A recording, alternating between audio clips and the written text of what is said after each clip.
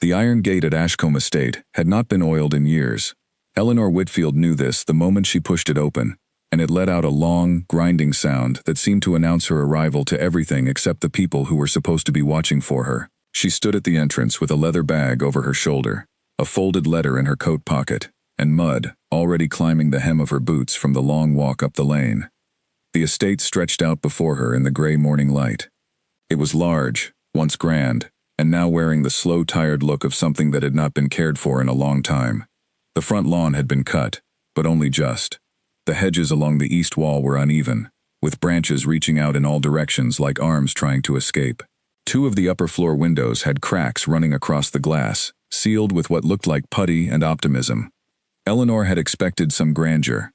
She had not expected perfection, but she had hoped for something that did not look quite so close to giving up. She adjusted her bag, straightened her coat, and walked toward the main door. She knocked. Nobody answered. She knocked again, harder this time. A full minute passed before the door swung open, and the woman who appeared looked at Eleanor the way a person looks at an unexpected bill. She was short, with a tight gray bun, and eyes that did an inventory of Eleanor from head to boot in under 2 seconds. "Delivery entrance is at the back," the woman said, and began closing the door. Eleanor put her hand against it, not forcefully, but firmly. "I am not a delivery. I am Eleanor Whitfield. I was sent by the Employment Bureau in Exeter. I have a letter." The woman looked at the letter Eleanor held out, then looked at Eleanor again. She would later learn this was Clara, one of the housemaids, and she would become one of the few people at Ashcombe worth trusting. "You are the new gardener?" "Under gardener," Eleanor said. "Yes." Clara opened the door a little wider. "You are younger than I expected. I am 26. And you came alone? No one brought you?" "I walked from the village." Clara looked past her at the long, muddy lane and said nothing for a moment. Then she stepped aside and let Eleanor in. The inside of the estate was cold, in the way that large old houses go cold when the people inside them cannot afford to heat every room. The entrance hall was tall and paneled in dark wood, and the floor was stone, worn smooth in the middle from decades of feet. There were portraits on the walls, men and women in formal dress, each one gazing down with expressions that ranged from serious to deeply unhappy. Eleanor noticed that the frames had been dusted, but the portrait at the end of the hall, larger than the rest, showing a broad-shouldered man in a formal blue coat, had a fine crack in the canvas that nobody had repaired. "That is the previous Duke," Clara said, following Eleanor's gaze. "He passed 4 years ago and left everything in quite a state. His son now holds the title." She said it the way people say things they have already said 100 times, matter-of-factly, with all the feeling pressed out of it. "And the current Duke?" Eleanor asked. "He will see you when he is ready to see you. Until then, I will take you to George." George was the head gardener, and Eleanor found him behind the east wing of the house, crouched beside a stone wall, pressing his thumb into the mortar and frowning at the result. He was a man who looked like he had been made for outdoor work, broad across the shoulders, with hands that were large and weathered and always, it seemed, reaching for something. His face was the face of a man who had seen a great deal and had decided to be neither impressed nor alarmed by most of it. He looked up when Eleanor approached, and he did not stand. He studied her for a moment, with the calm eyes of someone who has learned to take a long measure of things before speaking. "You are the one they sent," he said. It was not a question. "I am." He stood then, slowly, and wiped his hands on his trousers. "Have you worked in estate gardens before?" "I have. 2 years at Fenwick Park in Devon. Before that, I assisted my father on his botanical projects for most of my life." George's eyebrows moved slightly. "Botanical projects? What kind?" "He was a botanist. He studied rare plants, growth conditions, soil composition, the effects of temperature on germination. He kept detailed records. I learned everything alongside him." George was quiet for a moment. A bird landed on the wall beside him, then thought better of it, and left. "Whitfield," he said slowly. "Edmund Whitfield?" Eleanor met his eyes. "He was my father, yes." George nodded once, and something in his expression shifted very slightly. "I knew of his work. I am sorry for what happened to him." Eleanor did not respond to that. She had learned, in the years since her father's downfall, that the best response to sympathy was silence. Not coldness, just silence. It saved everyone from having to go further into a subject that had no good ending. The estate has been struggling, George said, returning to practical ground, which Eleanor was grateful for. The formal gardens are just about managed, but only barely. The kitchen garden is behind schedule. The greenhouse. He paused. The greenhouse? Eleanor prompted. George turned and pointed toward the far end of the estate's east grounds, past a row of overgrown apple trees. From where they stood, Eleanor could just make out a shape, long and low, with glass panels that caught what little morning light existed. Even from this distance, she could see that several of the panels were broken or missing entirely. What happened to it? It was abandoned after the old Duke fell ill. Before that, it was one of the finest in the county. Now it is. George paused again. I would not say anything positive about it right now. Eleanor looked at it for a long moment. She could not explain what she felt in that moment, standing at a distance from something ruined and abandoned. But it was not pity. It was something closer to recognition. I would like to see it, she said. You would? George seemed surprised. After I have settled, if that is acceptable, I would like to walk through the whole estate and understand what we are working with. George studied her again with those calm, measuring eyes. Then he said, All right, settle your things. Clara will show you to your room. We begin at 7 tomorrow. Eleanor was shown to a small room on the staff floor, at the back of the estate, with a window that looked out over the rear garden. The room was clean and spare, a single bed, a chest of drawers, a small desk, and a hook on the back of the door. She unpacked her bag carefully. Books on botany, a worn notebook filled with her own observations and sketches, seeds wrapped in paper packets and organized by species, each packet labeled in her father's handwriting. She set her father's seed packets on the desk and looked at them for a moment. Edmund Whitfield had been, for most of Eleanor's childhood, one of the most respected botanists in England. Not famous in the way that men of science sometimes become famous, but known among the right people, cited in the right journals, and invited to the right houses. He had a gift for understanding plants that went beyond knowledge into something closer to instinct. He could look at a patch of soil and know what it was missing.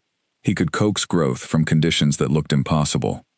And then, in Eleanor's 19th year, he had made a terrible mistake in judgment. Not in his science. His science had always been sound, but in his trust. He had partnered with a man who turned out to be dishonest, who used Edmund's name and reputation to raise funds for a project that was never real.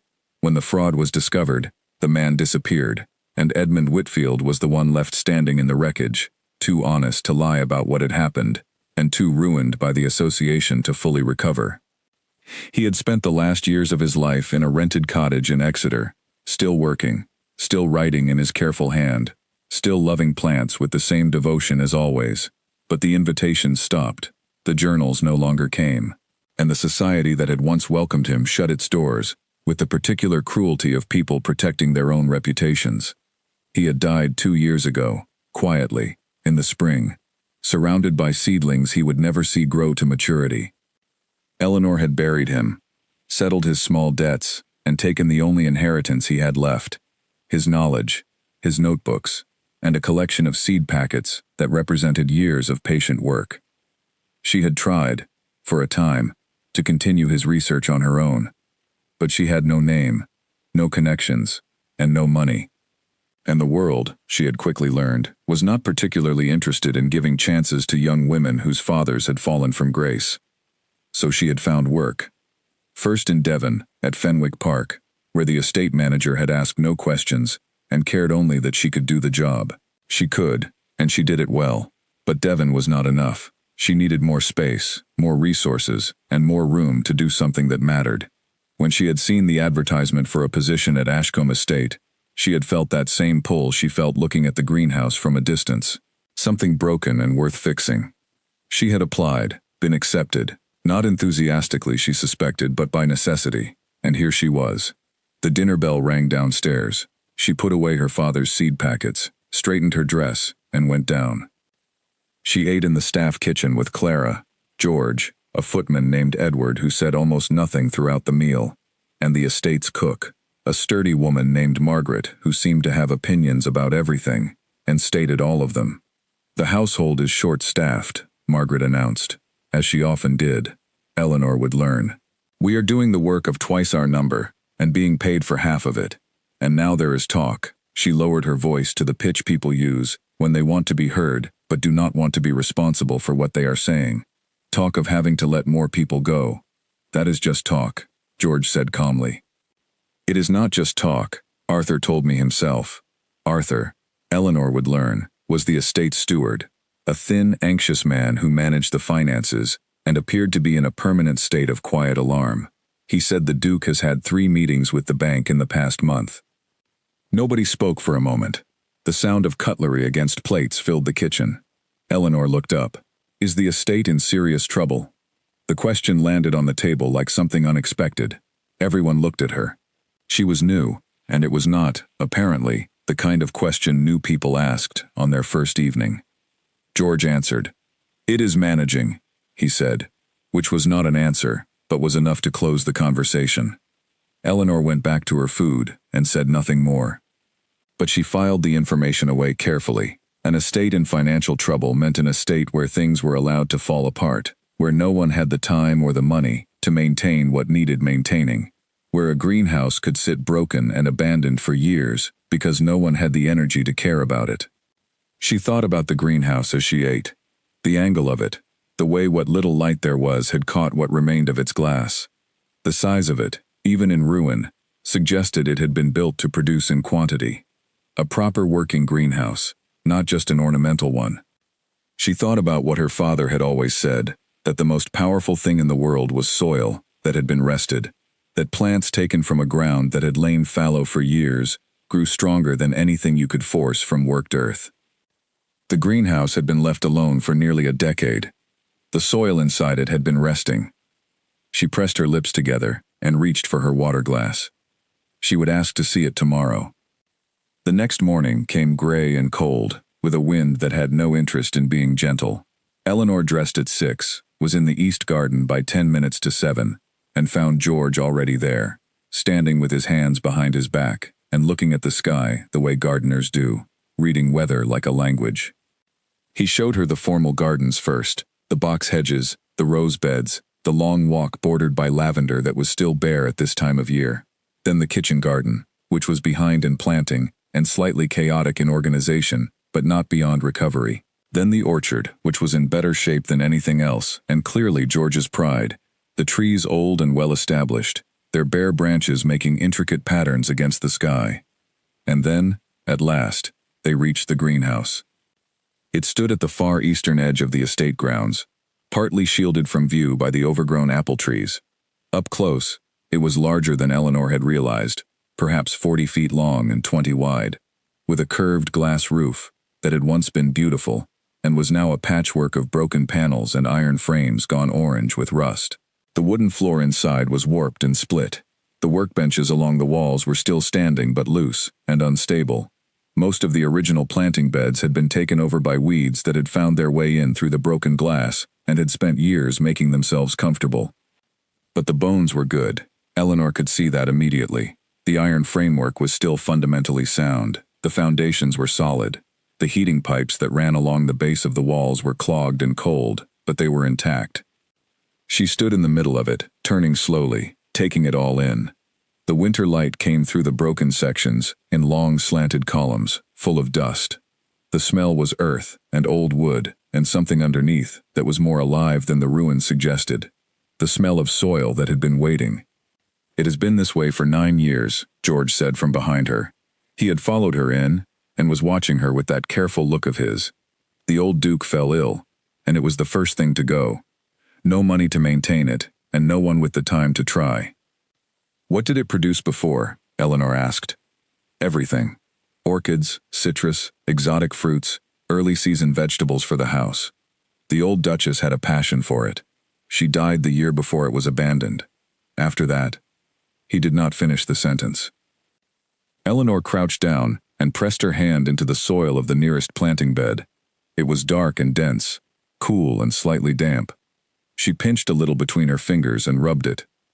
This is good soil, she said quietly. It may be, but good soil does not fix the roof. Eleanor stood.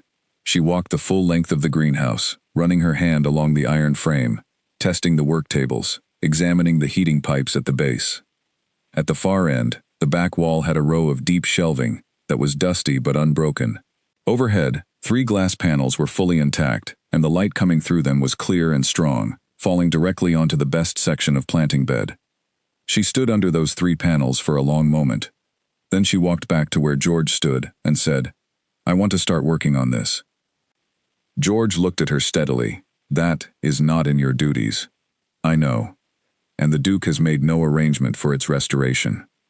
"I understand that." George was quiet for a moment. "What would you need?" "Permission to use it, and access to scrap materials. Anything on the estate that is not being used. Old glass, timber, iron fittings. I am not asking for anything to be purchased. You would do this on your own time? In the evenings? On rest days? Yes." George looked at the ruined space around them. Then he looked at Eleanor. Something shifted in his expression. Not warmth exactly, but something close to it. Attention. The look of a man who has learned to recognize things that are worth paying attention to. "I will speak to Arthur," he said, "but first, you will need to speak to the Duke." Eleanor nodded.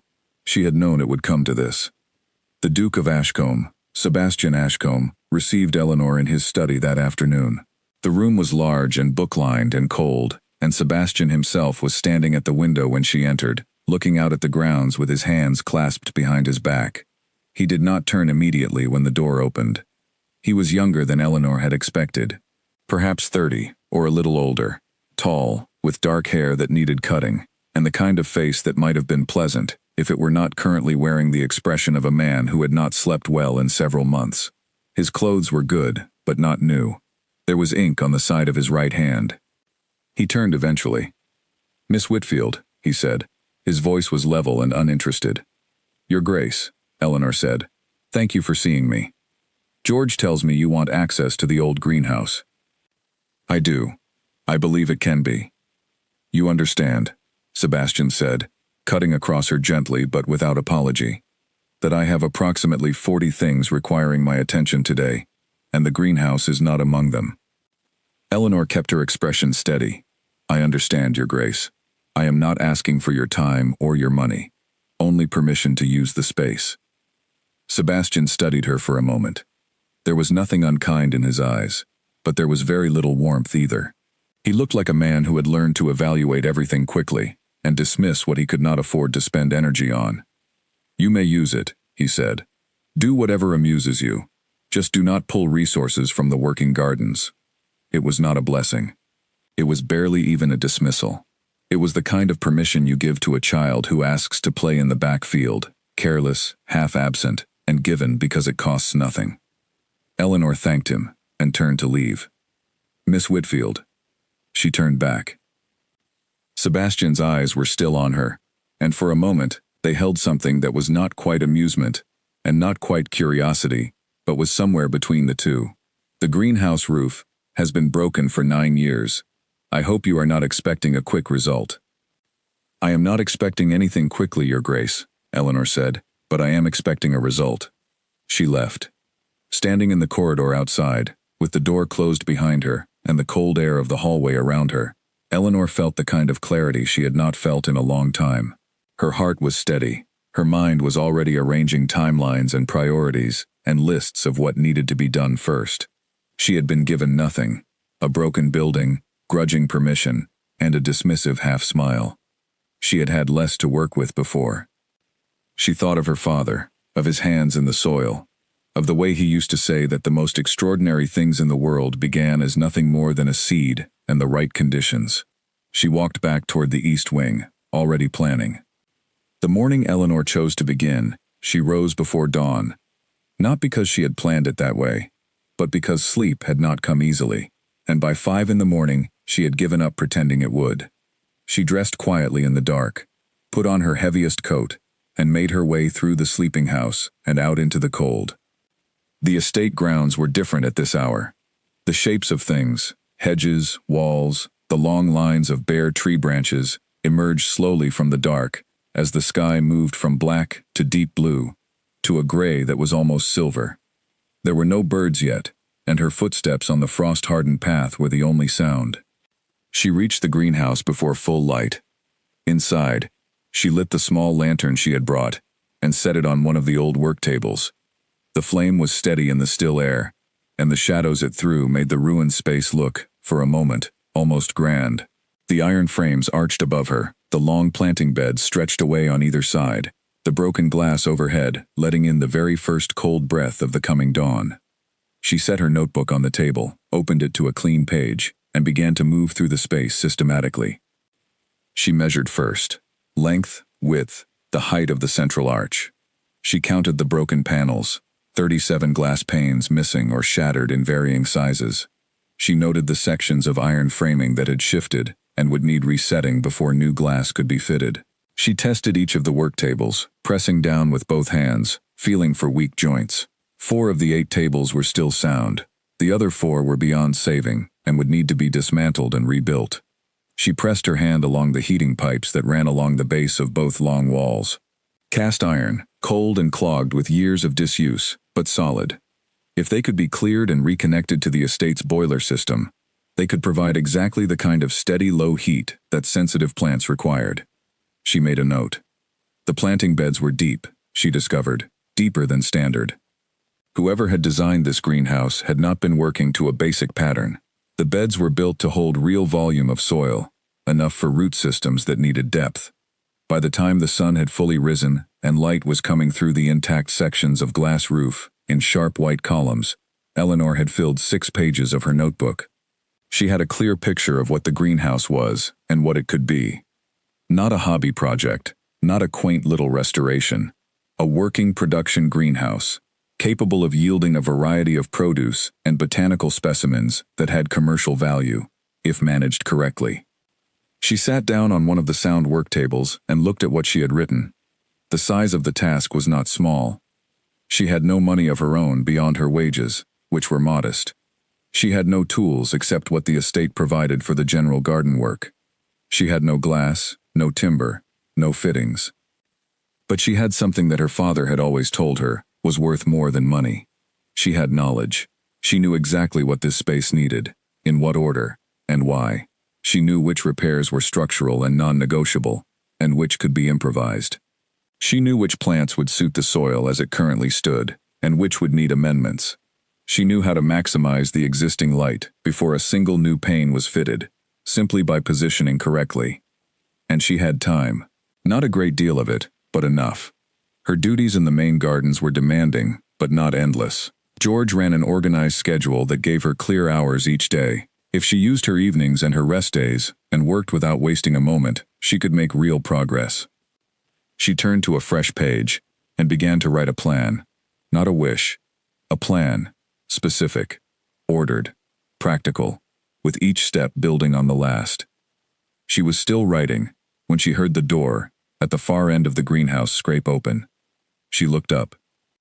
George stood in the doorway, with his morning mug of tea in one hand, and an expression that suggested he was not surprised to find her there. "You started without telling me," he said. "I am only taking measurements." George walked the length of the greenhouse, looking at her notebook pages as he passed the table. He stopped near the far end, by the 3 intact glass panels, and looked up at them. "My mother worked in a greenhouse," he said after a moment. "A smaller one, on an estate in Herefordshire. She could grow things in conditions that should not have supported any growth at all." He paused. "She said that plants do not care about circumstances. They only care about conditions." Eleanor looked at him. "My father used to say something very similar." George turned. What was his approach to soil recovery, after long periods of disuse? And like that, the conversation shifted into something Eleanor had not expected to find so soon at Ashcombe Estate. A real exchange between 2 people who understood plants at a level beyond the surface. George was not a trained botanist, but he had decades of practical experience that was its own form of deep knowledge, and he listened to Eleanor's observations about the soil composition, with the focused attention of someone who was genuinely interested, not simply being polite. They talked for nearly an hour. About the greenhouse, about what its soil might yield, about the heating system, about which plants were most likely to thrive in these specific conditions. George shared things he had noticed over the years, the particular quality of light on this side of the estate, the drainage patterns of the ground beneath. the microclimate created by the east wall. Eleanor wrote everything down. When they finally walked back to the main gardens to begin the morning's duties, Eleanor felt something settle in her chest. Not comfort. She was not comfortable, and the task ahead was genuinely daunting, but a kind of quiet confidence that came from knowing she was in the right place, doing the right thing, with at least one person beside her who understood what she was trying to do. The clearing began that same evening. Eleanor had no assistant. She started alone, with a pair of heavy gloves, a wheelbarrow from the garden store, and a set of hand tools. She began at the entrance end and worked her way inward, removing the worst of the weeds first. Not just pulling them, but digging their root systems free, because she knew that half a job done with weeds was no job done at all. She stacked the cleared material outside the greenhouse door for composting. The broken glass was the part that required care. She worked slowly, using thick leather gloves and a flat shovel to gather the larger pieces, then a stiff brush to clear the smaller fragments. She set each piece aside in a wooden crate, even the fragments, because she had an idea that some of them might be used as drainage material in the planting beds. By the time she stopped for the night, her arms ached, and her back was stiff, and she had cleared approximately a quarter of the first section. She looked at what she had done, and at what remained, and did a quiet mental calculation. 3 more evenings for the clearing, then perhaps 2 rest days for the initial structural assessment of the iron frame, to determine exactly which sections needed attention before any glass could be replaced. Then the question of the glass itself. She had spoken to Edward, the footman, who she had learned had a detailed knowledge of the estate's various outbuildings and storage spaces. He had mentioned, carefully and not quite offering to help, but not quite not offering either, that there were several stacks of old window glass in one of the stable buildings near the north end of the estate. Glass removed during a renovation of the main house some years before, he said. Just stacked there, not being used for anything. Eleanor had thanked him and filed this information with great care. She returned to the main house, washed her hands, and ate the supper Margaret had left warming for her. Then she went to her room, updated her notebook, and began a careful sketch of the greenhouse interior as she was seeing it section by section. Her father had always told her that the difference between a person who attempts something and a person who achieves it is almost never talent. It is almost always documentation. The people who achieve things, he used to say, are the people who write it down, what they see, what they plan, what they learn, what goes wrong, because the act of writing forces clarity, and clarity is the only real weapon against the chaos of a large project. Eleanor wrote for 2 hours before she slept. Over the following days, Eleanor's routine became a kind of discipline. She rose early, worked the main gardens through the day alongside George, ate quickly in the evenings, and then went to the greenhouse. She did not talk about what she was doing with anyone except George, and she kept her conversations with him practical and brief. She was not keeping secrets. She simply had no desire to explain herself to people who were not involved, or to weather the opinions of people who thought she was wasting her time. Clara, however, was observant. On the 4th evening, she appeared in the doorway of the greenhouse, with a lantern of her own, and a wool hat pulled low over her ears, and she stood watching Eleanor work for a full minute before saying anything. "I came to see what you are actually doing out here," Clara said, "because the talk in the kitchen is that you have gone a little mad." "What do you think?" Eleanor said, without stopping. Clara came inside and looked around. 3 sections of the floor had been fully cleared. The broken glass had been removed from 2 entire bays of the roof frame. The 4 unsound work tables had been taken apart, and their timber stacked neatly outside. The remaining 4 tables had been cleaned and repositioned.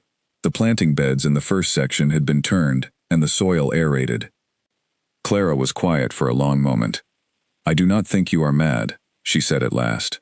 "I think you have a plan." "I do," Eleanor said. "What is it?" Eleanor paused her work and turned to look at Clara directly.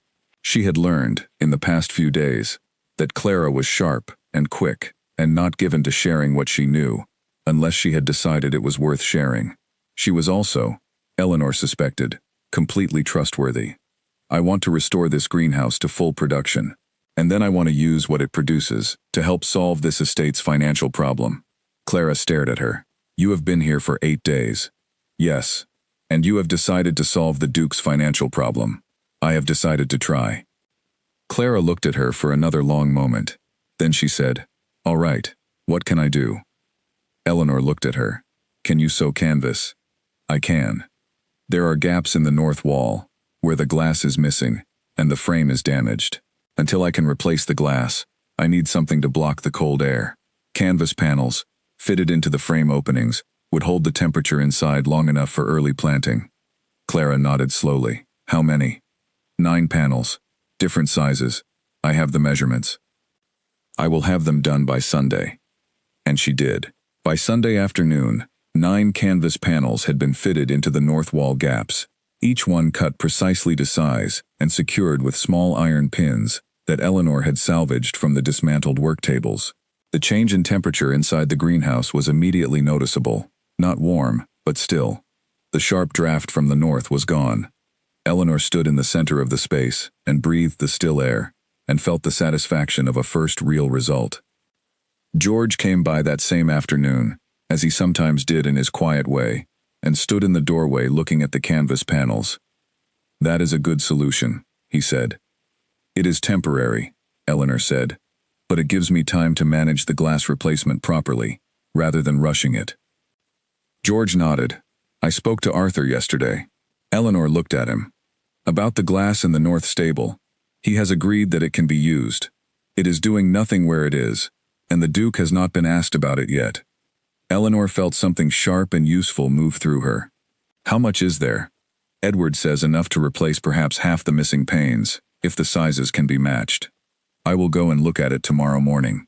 "I thought you might," George said. "I already told Edward to have it uncovered and sorted by size." Eleanor looked at him for a moment. There was that same quality in his face that she had noticed before. Not warmth precisely, but attention. The face of a man who had decided, quietly and without making a fuss about it, to support something he believed in. "Thank you, George," she said. "Do not thank me," he said. "Just make it work." She intended to. The glass in the north stable was covered in 10 years of dust and pigeon droppings, but when Eleanor and Edward uncovered it the next morning, it was largely intact. It had been stacked carefully, separated by lengths of old cloth, and most of it had survived storage without cracking.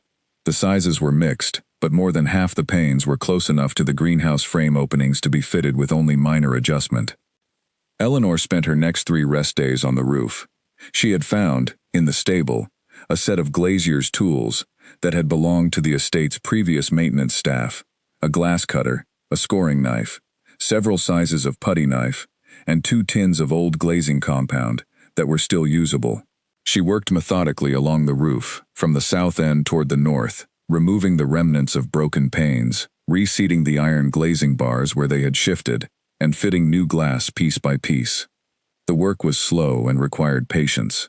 Cutting glass to size without splitting it took a steady hand and a calm mind.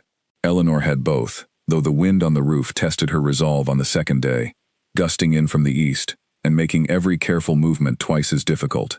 She tied her hair back tightly and pressed on. By the end of the 3rd day, 22 new panes were in place. The roof above the first and second planting sections was complete. When she climbed down and stood inside and looked up, the effect was remarkable. The glass caught the late afternoon sun and threw clean, sharp light across the planting beds in a way that had not been possible for nearly a decade. She stood very still and watched it. Then she knelt beside the nearest planting bed and pressed both hands into the dark soil. In a few weeks, something would grow here. She was certain of it. Behind her, she heard a footstep. She turned, expecting George. It was not George. Sebastian Ashcombe stood in the doorway of the greenhouse, one hand braced against the frame, looking at the newly glazed roof, with an expression that Eleanor could not immediately read. He was in riding clothes, and had clearly just come from the stables. His boots were muddy, and his hair was slightly disordered by the wind. He was looking up at the glass with the particular blankness of a person who has encountered something they did not expect. Eleanor stood and straightened her coat. "Your Grace," she said. He looked at her, then at the roof, then back at her. "You replaced the glass," he said. "A portion of it." "Yes." "Where did you get it?" "From the north stable. Arthur approved the use of it." Sebastian was quiet for a moment, still looking at the roof. "My father had the orangery at Pemberton House. the one he visited as a boy, fitted with the same kind of curved glazing bars. He used to say that good light was worth more than any other investment in a garden. Eleanor said nothing. She was not sure the comment was directed at her. Sebastian's eyes came back to her. They were more alert than they had been at their first meeting, she noticed. More present. "Carry on," he said, and left.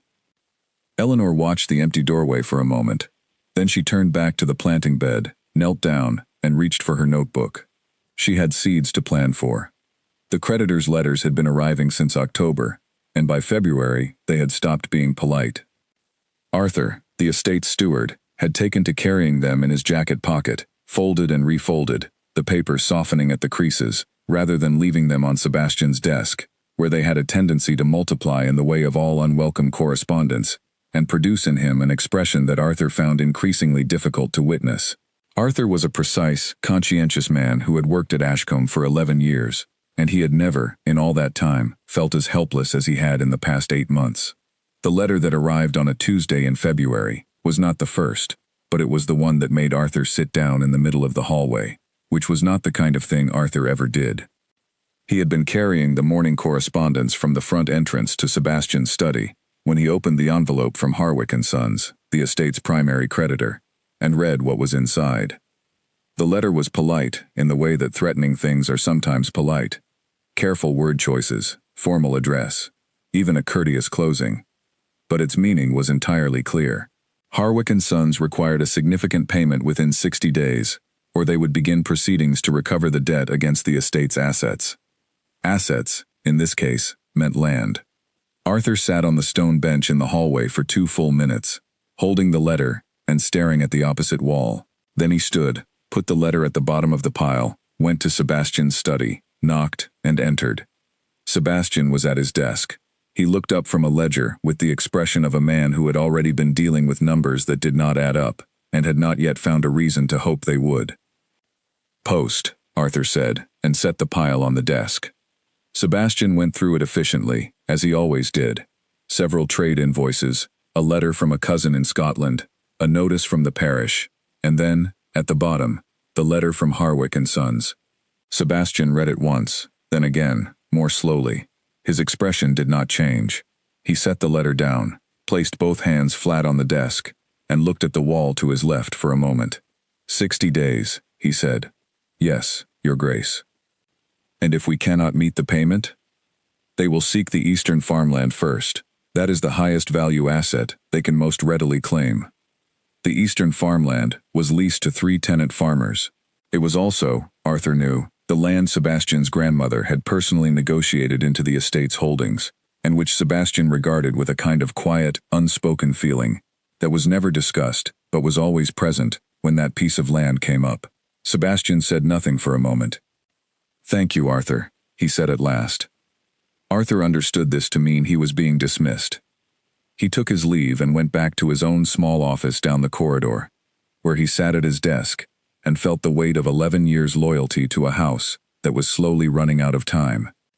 Eleanor knew nothing of the letter that morning. She was in the main kitchen garden, working through a backlog of early planting that the cold winter had delayed, her hands in cold soil, her mind on the greenhouse. Over the past 3 weeks, she had made progress she was genuinely pleased with. The first 2 sections of the greenhouse were cleared, the roof above them reglazed, the canvas panels on the north wall holding well. The planting beds had been turned twice and dressed with a combination of aged compost from the estate's heap and a careful mix of sand and leaf mold that she had assembled from materials on the grounds. The soil was ready. But she needed one more thing before she could plant. She needed heat. The heating pipes that ran along the base of the greenhouse walls were the estate's original hot water system, installed in the 1840s when the greenhouse was built and connected to a boiler in the adjacent outbuilding. The boiler itself was still present, still structurally sound according to the estate's maintenance records that Arthur had allowed Eleanor to consult, but it had not been fired in 9 years. The pipes were clogged with deposits and sediment. Before any heat could flow through them, they needed to be flushed and cleared. This was not something Eleanor could do alone. It required someone who understood the mechanics of the heating system, a plumber, or at least someone with practical engineering knowledge. George had suggested, quietly, that the estate had once had a maintenance man named Philip who had handled such things. But Philip had been let go 2 years ago, as part of the cost-cutting that was hollowing out the staff. His replacement had not been hired.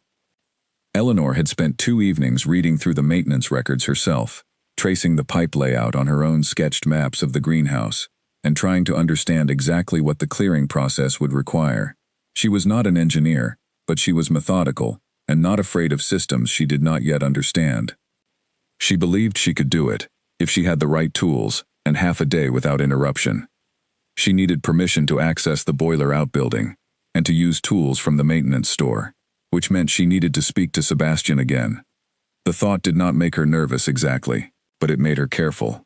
She had thought about their first conversation several times since it had happened, not with the sentimentality of someone nursing a personal significance out of a brief professional exchange, but with the analytical attention she gave to anything that had stood out. Sebastian Ashcombe had struck her as a man of sharp intelligence, operating under heavy pressure, and sharp, intelligent people under heavy pressure were, in Eleanor's experience, both the most useful allies you could find and the most difficult to approach. They made decisions quickly and stuck to them, which was efficient, but they also defended those decisions with the stubbornness of people who could not afford to be wrong. She would need to be precise and brief. She would not waste his time.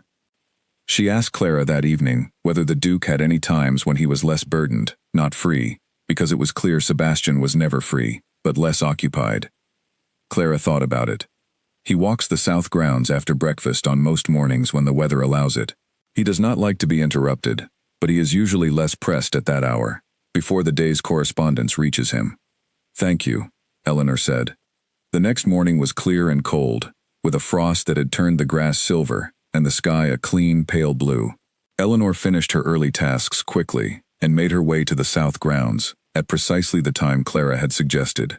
She found Sebastian at the far end of the south lawn, standing at the stone boundary wall, with his back to the house, looking out over the eastern fields. He was alone, hands in his coat pockets, and he looked, in that moment, like a man who had come to a place of quiet, to think a thought he did not particularly want to think. She walked toward him steadily, not rushing, but not allowing herself to slow down either. He heard her footsteps and turned before she reached him. "Miss Whitfield," he said. There was no irritation in his voice, but there was caution, the tone of a man who has learned that most conversations, however they begin, have a cost. "Good morning, Your Grace. I am sorry to interrupt your walk. I will be very brief." "You want something," he said, not unkindly, just directly. "I want access to the boiler outbuilding, adjacent to the greenhouse, and the use of the maintenance tools." Sebastian looked at her for a moment. "Why?" "The heating pipes in the greenhouse are clogged with 9 years of sediment. If I can clear them and restore the boiler connection, the greenhouse will have steady warmth through the rest of winter and into spring.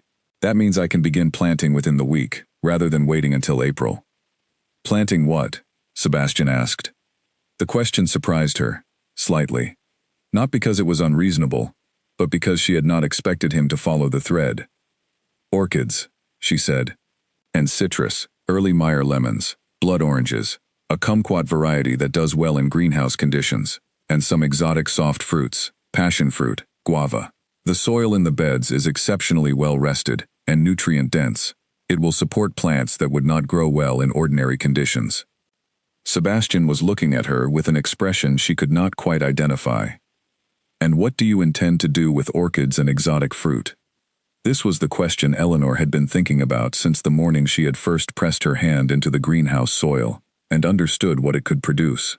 She had her answer ready, but she also had a judgment to make, whether to share all of it now or to move carefully, giving him just enough to open the door without overwhelming a man whose attention was already being pulled in 20 directions. She chose partial. "I intend to grow them well first," she said, "and think about the rest after." Sebastian's expression shifted very slightly. Something in his eyes, not amusement, but something adjacent to it. "That is either very practical or very evasive, Miss Whitfield." "Both, Your Grace." He was quiet for a moment. A crow landed on the wall beside them, looked at each of them in turn with the bold indifference of a crow, and flew away. "The maintenance key is with Arthur," Sebastian said. "I will tell him to give it to you." Use the tools as you need them. If the boiler itself requires replacement parts, come and speak to me before you order anything. I do not expect to need replacement parts, Eleanor said. Only time and the willingness to get dirty. Something crossed Sebastian's face that was, for just a moment, unmistakably a smile. It was brief and quickly controlled, but it was there. Carry on then, he said. Eleanor thanked him and turned to leave. She had taken 3 steps when he spoke again. Miss Whitfield. She turned. Sebastian was still standing with his hands in his coat pockets, but he was no longer looking at the fields. He was looking at her, with an expression that was more open than she had seen from him yet.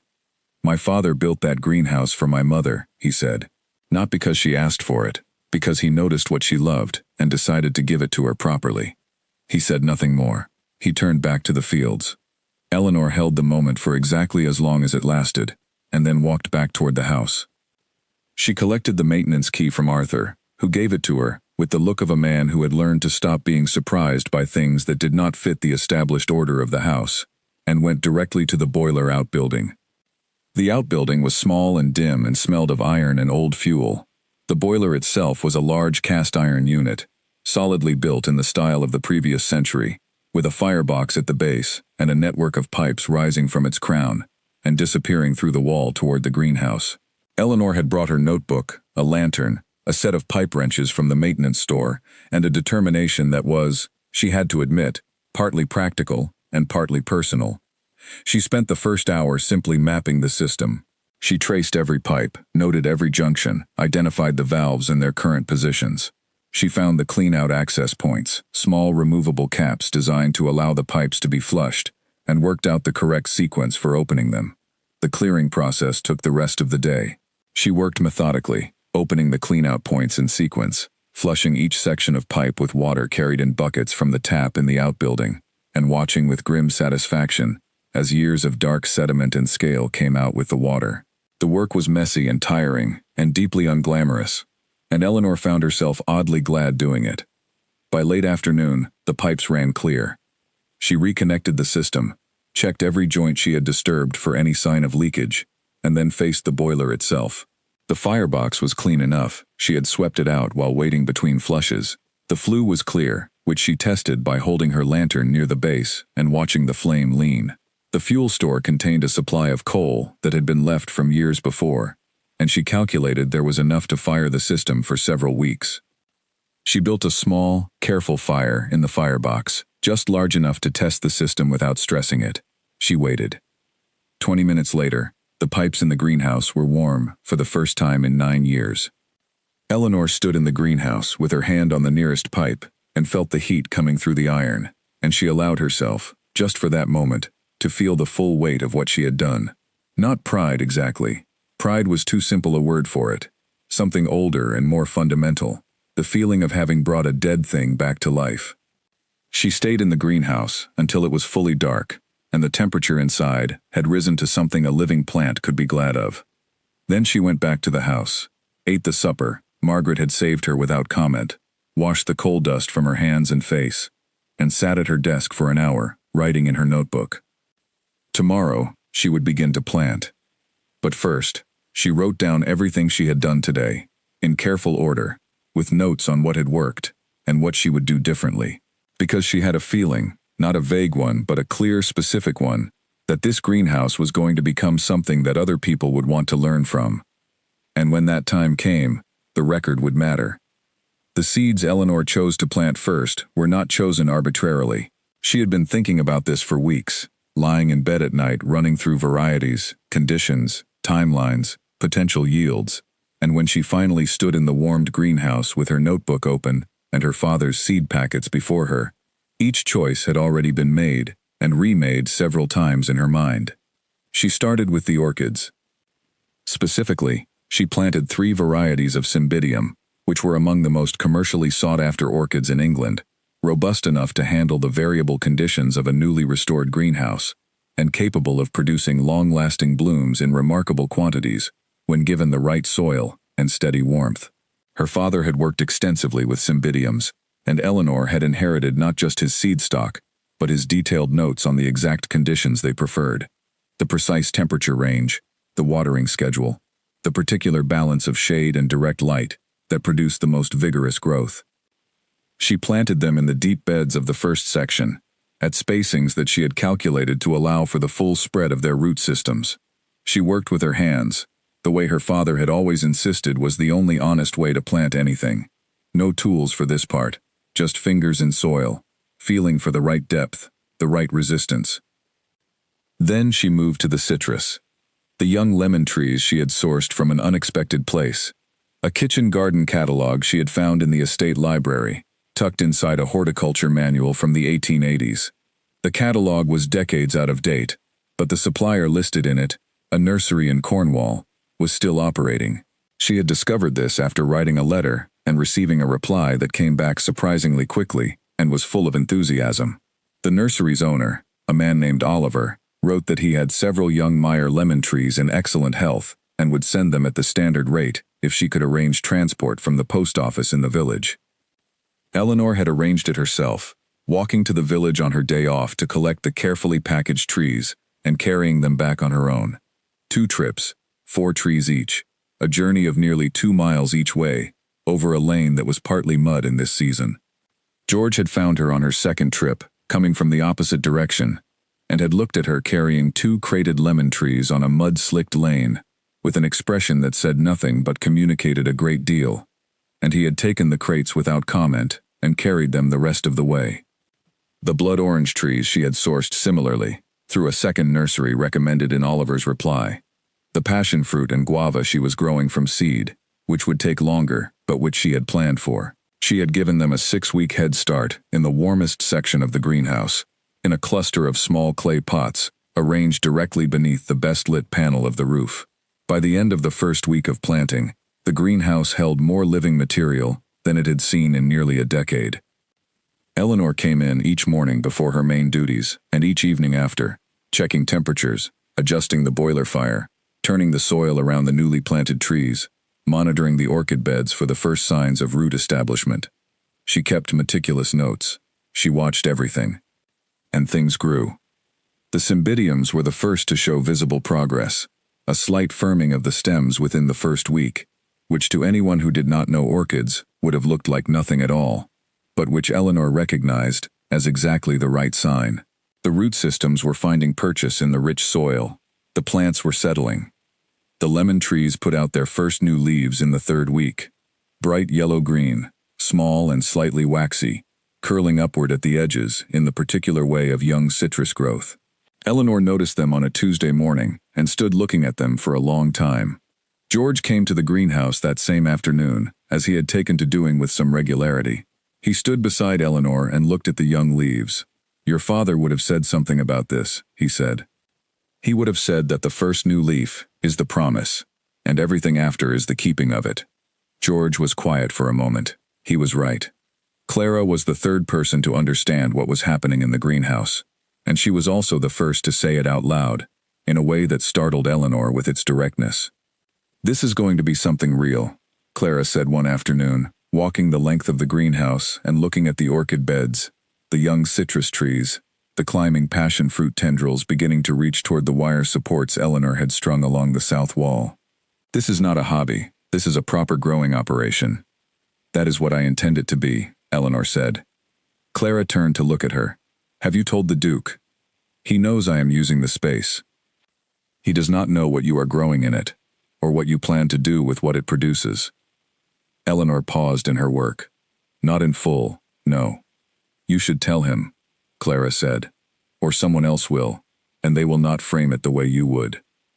Eleanor had not thought about this particular risk, and the moment Clara said it, she understood it was real. There were others on the estate who were aware of the greenhouse project now. You could not carry lemon trees across the grounds without people noticing, and while none of them had shown active difficulty toward her, the estate was a small world, and small worlds had their politics. Frederick Gale was the one Eleanor was most watchful of. He was the Duke's personal secretary, brought in 6 months ago to handle the administrative burden that Arthur alone could no longer manage. He was perhaps 35, smooth in his manner and precise in his dress, and he had from the beginning regarded Eleanor with the particular disfavor of someone who has decided, without evidence, that a person is not worth taking seriously. He had never been rude, he was too careful for that. But the way he looked at her when she passed him in the hallway, and the particular quality of his silence when she spoke in any shared conversation, told Eleanor everything she needed to know about where she stood in his assessment. She had decided to be watchful and say little, which was usually the correct response to people like Frederick. But Clara was right. If Frederick chose to describe Eleanor's greenhouse project to Sebastian, before Eleanor could describe it herself, and to describe it in a way that made it seem eccentric, or costly, or inappropriate to her role, the consequences could be significant. Eleanor filed this thought and accelerated her timeline. There was another person paying attention to the greenhouse, and she arrived one afternoon without warning, without announcement, and without apology for either. Lady Constance Ashcombe was Sebastian's mother's eldest sister, and had lived at Ashcombe for the past 3 years following the death of her husband. She was perhaps 60, with silver hair worn in a style that had been fashionable 20 years ago, and had since become simply her own, and eyes that were the exact color of the winter sky, and equally difficult to read. She appeared in the greenhouse doorway on a Wednesday afternoon, wearing a good wool coat and carrying a walking stick she used only on rough ground and never inside, and she stood in the entrance and looked at the greenhouse with the expression of someone taking a thorough inventory. Eleanor saw her immediately. She put down her watering can, stood straight, and said, "Good afternoon, Lady Constance." "Good afternoon," said Lady Constance. She came inside without being invited, which was her right, and walked slowly along the length of the first planting section, looking at the orchid beds and the young citrus trees, with an attention that was, Eleanor noticed, quite specific. She was not looking casually, she was examining. She stopped in front of the cymbidium beds. "These are orchids," Lady Constance said. "Cymbidium orchids, yes." 3 varieties? 3. Each selected for their yield potential and their suitability for these specific conditions. Lady Constance looked at Eleanor. "You know what you are doing with these." "I do. Orchids are not simple to grow." "No," Eleanor agreed. "They are not." Lady Constance walked on, slowly, to the citrus trees. She reached out and touched one of the young lemon tree's new leaves with the tips of 2 fingers, lightly, testing its texture. "Meyer lemons?" "Yes. We had Meyer lemon trees in the conservatory when I was a child." She withdrew her hand. "The scent, when they flower, is unlike anything else." "I agree," Eleanor said.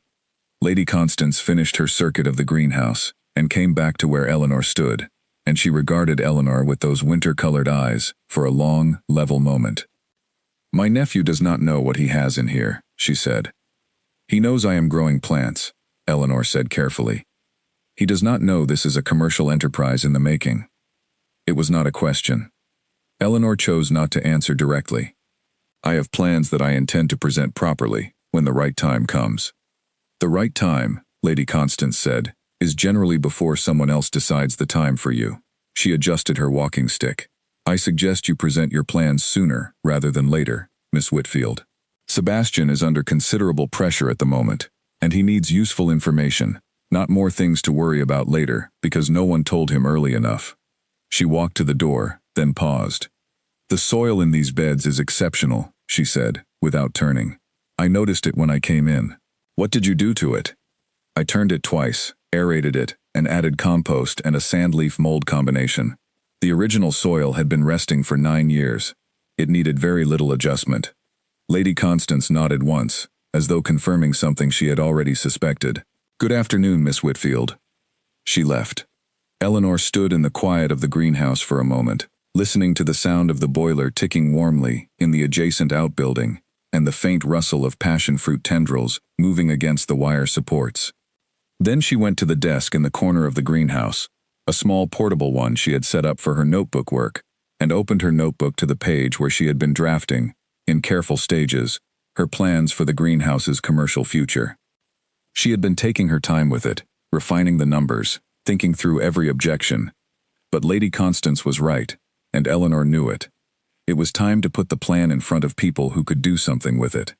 She picked up her pen and began to write the proposal. She wrote until her hand ached, and the boiler had gone quiet for the night, and the greenhouse was lit only by the small lantern on her desk. Outside, frost was forming on the new glass of the roof, and inside, The orchid stems stood straight in the warm dark, and the lemon trees held their small, vivid leaves perfectly still, and Eleanor Whitfield wrote down a plan that she believed in with everything she had. The stakes were real. The estate was in genuine trouble. The 60-day letter was sitting in Arthur's pocket, and she knew about it because Arthur, under the strain of carrying it alone, had said more than he intended during a kitchen supper 3 days ago. Eleanor had heard. She had said nothing.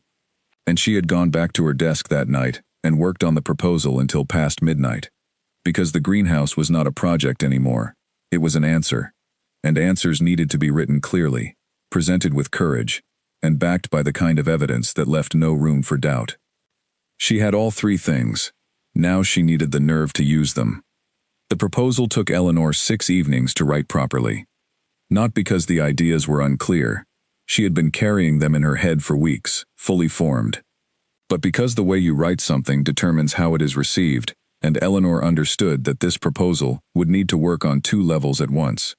It would need to convince a man who was financially pressured, and therefore suspicious of anything that sounded like an expense, and it would need to stand up to the scrutiny of Lady Constance, who had already demonstrated a sharp eye and no patience for imprecision.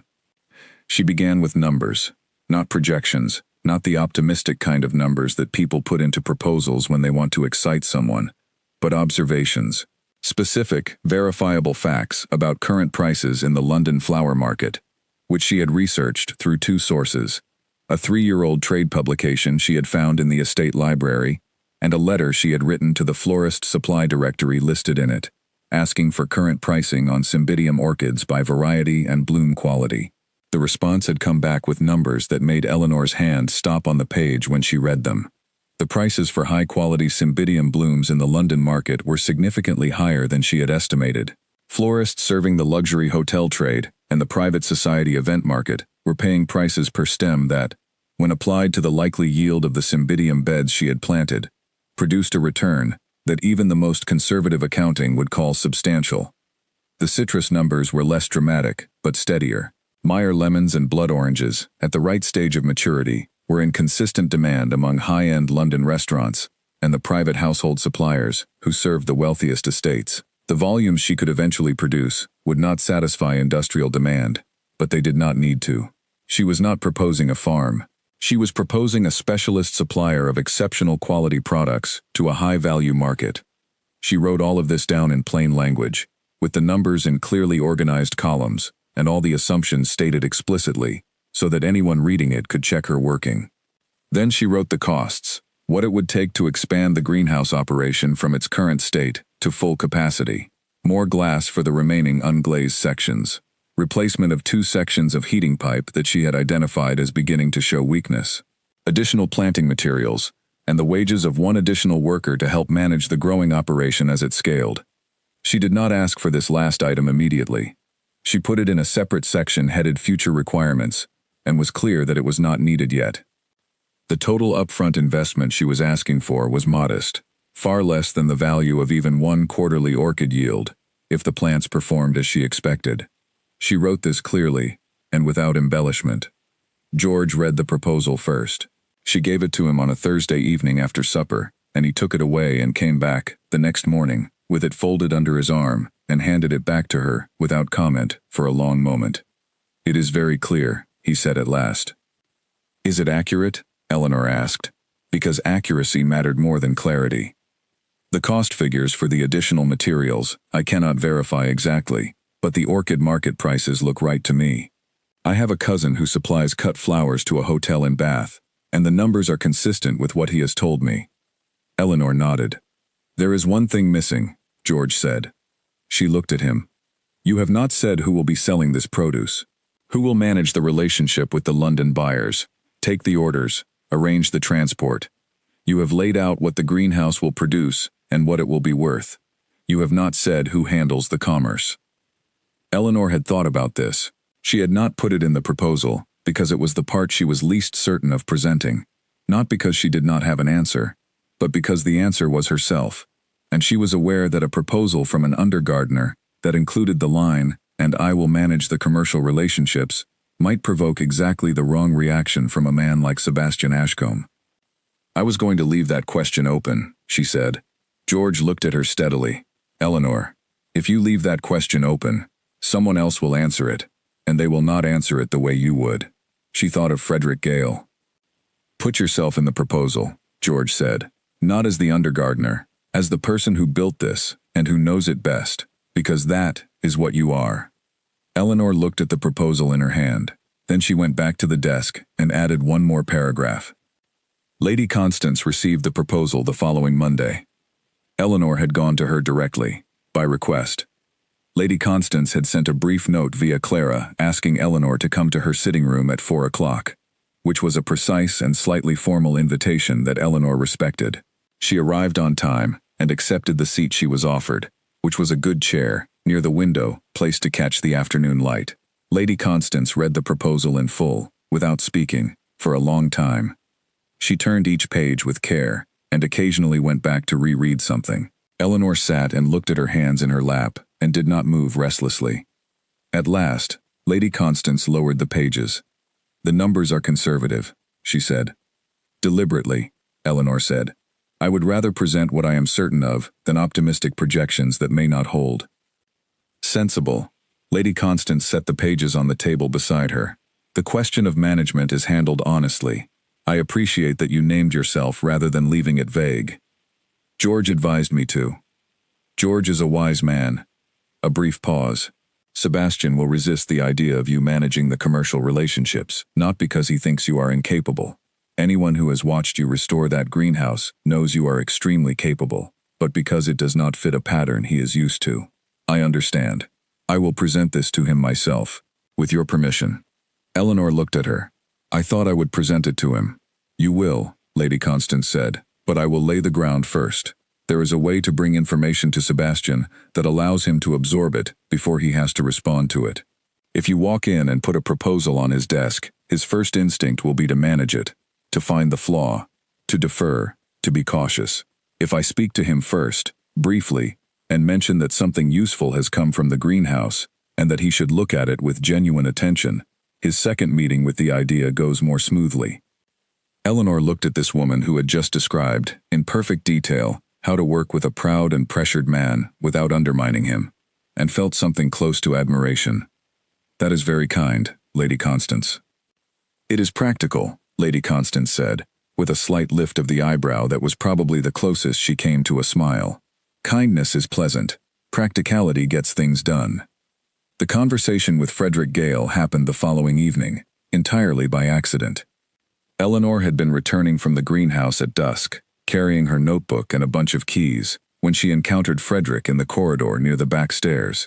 He was coming the other direction, carrying a stack of papers that he held against his chest, with the particular care of someone who does not want anyone to see what they are. They nearly collided. Eleanor stepped back. Frederick recovered himself and regarded her with his habitual expression of polite distance. Miss Whitfield, he said. Working late again? Good evening, Mr. Gale. He glanced at her notebook and keys. I understand you have been quite busy in the old greenhouse. I have. Quite a transformation, from what I hear. His tone was perfectly neutral, which Eleanor had learned was his most careful register. I had occasion to pass by it myself, earlier in the week. I was surprised by how much activity there was. The work is progressing well, Eleanor said. Frederick looked at her for a moment. I do wonder, sometimes, whether the effort you are putting into the greenhouse might not be better directed toward the work you were actually hired to do. The kitchen garden was still short of target this month, I noticed. Eleanor looked at him steadily. The kitchen garden is on schedule, Mr. Gale. You may verify that with George if you have a concern. Something shifted very slightly in Frederick's face.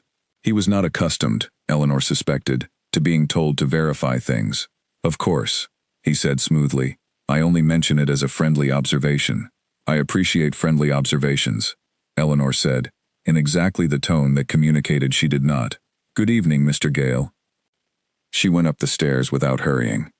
In her room, she sat at her desk and wrote in her notebook for a few minutes. Not about plants, about what she needed to do next and in what order, and about the importance of not waiting any longer. George had been right. Frederick was paying attention. Lady Constance was moving on Sebastian. The proposal was written and reviewed. Everything was in position. She turned to a fresh page, and wrote at the top, "What Sebastian Ashcombe needs to believe before he can say yes." Then she wrote down everything she knew about him from 6 weeks of careful observation, that he was a man who made decisions from evidence, not from enthusiasm, that he had been burned by inherited mistakes and had developed a deep distrust of optimism that was not grounded in something real, that he respected directness more than deference, that he cared about this estate with a feeling he did not often allow himself to show, but which was there, in the way he walked the grounds and the way he had spoken about his mother's greenhouse and his grandmother's land. She thought about how to reach that person. Then she wrote her notes, not a script, a preparation. The kind of thorough, honest preparation that meant that when she walked into that room and set the proposal in front of him, she would be able to answer every question he raised without reaching for something she had not thought of. She finished at midnight, closed the notebook, and went to bed. In the morning, she was ready. Sebastian had been avoiding the east grounds. He was not consciously aware of it, but the fact was that in the weeks since Eleanor Whitfield had begun her work on the greenhouse, he had taken his morning walks in the south and west gardens, ridden through the north fields, and found reasons to be occupied in the house, at the hours when the east grounds were most likely to bring him into proximity with whatever was happening in that direction. He told himself it was because the east garden was less interesting in winter. He knew, at some level, that this was not the reason. Lady Constance found him in his study on a Thursday morning in late February and told him, without prelude, that he needed to visit the greenhouse. Sebastian looked up from his ledger. "Good morning, Constance." "Good morning. Go and look at the greenhouse, Sebastian." He put down his pen. "I have been to the greenhouse. Once. Briefly. And you were not genuinely looking." She sat down in the chair across from his desk, with the settled authority of a woman who has decided exactly how this conversation will go. "There is a proposal on your desk. I set it there this morning, from Miss Whitfield. I want you to read it after you have visited the greenhouse, not before. Go and look first." Sebastian regarded his aunt with the particular expression he reserved for moments when he knew she was right about something and was mildly irritated about it. "Constance. Sebastian. You have been managing this estate in crisis mode for 4 years. I understand why. But crisis mode is not the same as seeing clearly. And right now there is something on this estate worth seeing clearly, and you are not doing it." She stood. "Go and look at the greenhouse, then read the proposal." She left. Sebastian sat for a long moment after she had gone, looking at the closed door. Then he looked at the small, neatly folded document that had appeared on his desk that morning. He did not pick it up. He put on his coat instead and went outside. The walk to the east grounds took him through the kitchen garden, which he noticed in passing was significantly more orderly than it had been in months, and past the old apple trees to the greenhouse that stood at the far end. He pushed open the door. The first thing he noticed was the warmth. Not excessive, not the suffocating warmth of an overheated glass room, but a gentle and steady heat that settled around him as he stepped inside, and was entirely different from the cold of the February morning outside. The heating system was working. Sebastian remembered, vaguely, that his mother had loved this greenhouse, in part because of the quality of its air. She had said it felt like standing in the middle of a month that did not exist in England. He stood just inside the door and looked. The first section of the greenhouse, the nearest 30 feet, was fully glazed, the glass clean and bright, throwing sharp February light across a series of deep planting beds that ran along both sides. In the beds were rows of orchid plants in various stages of early growth, their stems thick and upright, their root systems clearly established in the dark, rich soil. Along the south wall, young citrus trees, he counted 12, stood in even spacing, their foliage a vivid dark green that was almost startling against the pale winter light. At the far end, climbing tendrils of passion fruit were beginning to make their way up wire supports strung between iron posts. Sebastian walked the length of the first section slowly. He crouched beside the orchid beds and looked at the cymbidiums. The soil around them was dark and well-maintained, not loose, not compacted, but the particular texture of soil that has been tended by someone who understands what it needs. He thought about Eleanor Whitfield's hands in the soil the day she had been here, and had not known he was watching, the focus of her movements. The way she handled the plants with a care that was not precious, not the care of someone afraid of breaking something, but the care of someone who understood exactly what they were working with. He stood up. He walked the rest of the greenhouse thoroughly, looking at everything, touching nothing. He noted the canvas panels in the north wall, a practical solution to the unglazed sections, inventive and effective. He noted the repaired work tables and the new arrangement of the shelving. He noted the small desk in the corner where a notebook lay open, filled with Eleanor's careful handwriting and meticulous sketches. He did not read the notebook. It was not his. But he saw enough to understand that what was in front of him was not the eccentric hobby project he had half imagined when he had given permission for this. It was a serious, thoughtful, technically accomplished piece of work, done largely in the evenings and on rest days, with resources salvaged from the estate's own surplus, by a woman who had been hired as an undergardener and who had, quietly and without asking for anyone's permission to have ambitions, been running what amounted to a full horticultural restoration alongside her regular duties. Sebastian stood at the back of the greenhouse for a long time, looking at the passion fruit tendrils reaching for the wire, and felt something shift in him that was not easily named. He returned to the house and read the proposal. It took him 40 minutes. He read it twice. He went through the numbers carefully, and he went through them again, and then he sat back in his chair and looked at the ceiling. The numbers were real. He could see that immediately. They were conservative. He could see that too. And the fact that they were conservative told him that the person who had written them knew how to think about risk in a way that many people did not. Optimists inflated their projections. People who understood what they were doing accounted for failure and still showed a return. The proposal showed a return that would not solve the estate's crisis in 60 days, but it would, within a year, establish a consistent revenue stream from a resource that had been producing nothing, and as the orchids matured and the citrus trees grew, it would grow. He read the final paragraph again, the one about management, the commercial relationships with buyers in the London market, and the administration of orders and transport will be managed by Eleanor Whitfield, who has developed this greenhouse from its ruined state and possesses the detailed knowledge of its produce necessary to represent it accurately to buyers. He set the proposal down and was quiet for a moment. Then he sent a message via Arthur, asking Eleanor Whitfield to come to his study at her convenience that afternoon. Eleanor arrived at 4 o'clock. She came in without hesitation and sat in the chair across from his desk, with the same quality of stillness she always had, the stillness of someone who has already thought through the conversation and is not nervous about it. Sebastian had the proposal on the desk between them. "I went to the greenhouse this morning," he said. "I know," Eleanor said. "I saw the footprints." Something in his face shifted. "You noticed. The soil in the path beside the south planting beds is soft right now. Size 12 boot, from the depth. I assumed it was you." Sebastian looked at her for a moment. "Yes." He picked up the proposal. "I have read this. The numbers are well constructed. I tried to be accurate rather than persuasive," she said. "They are both."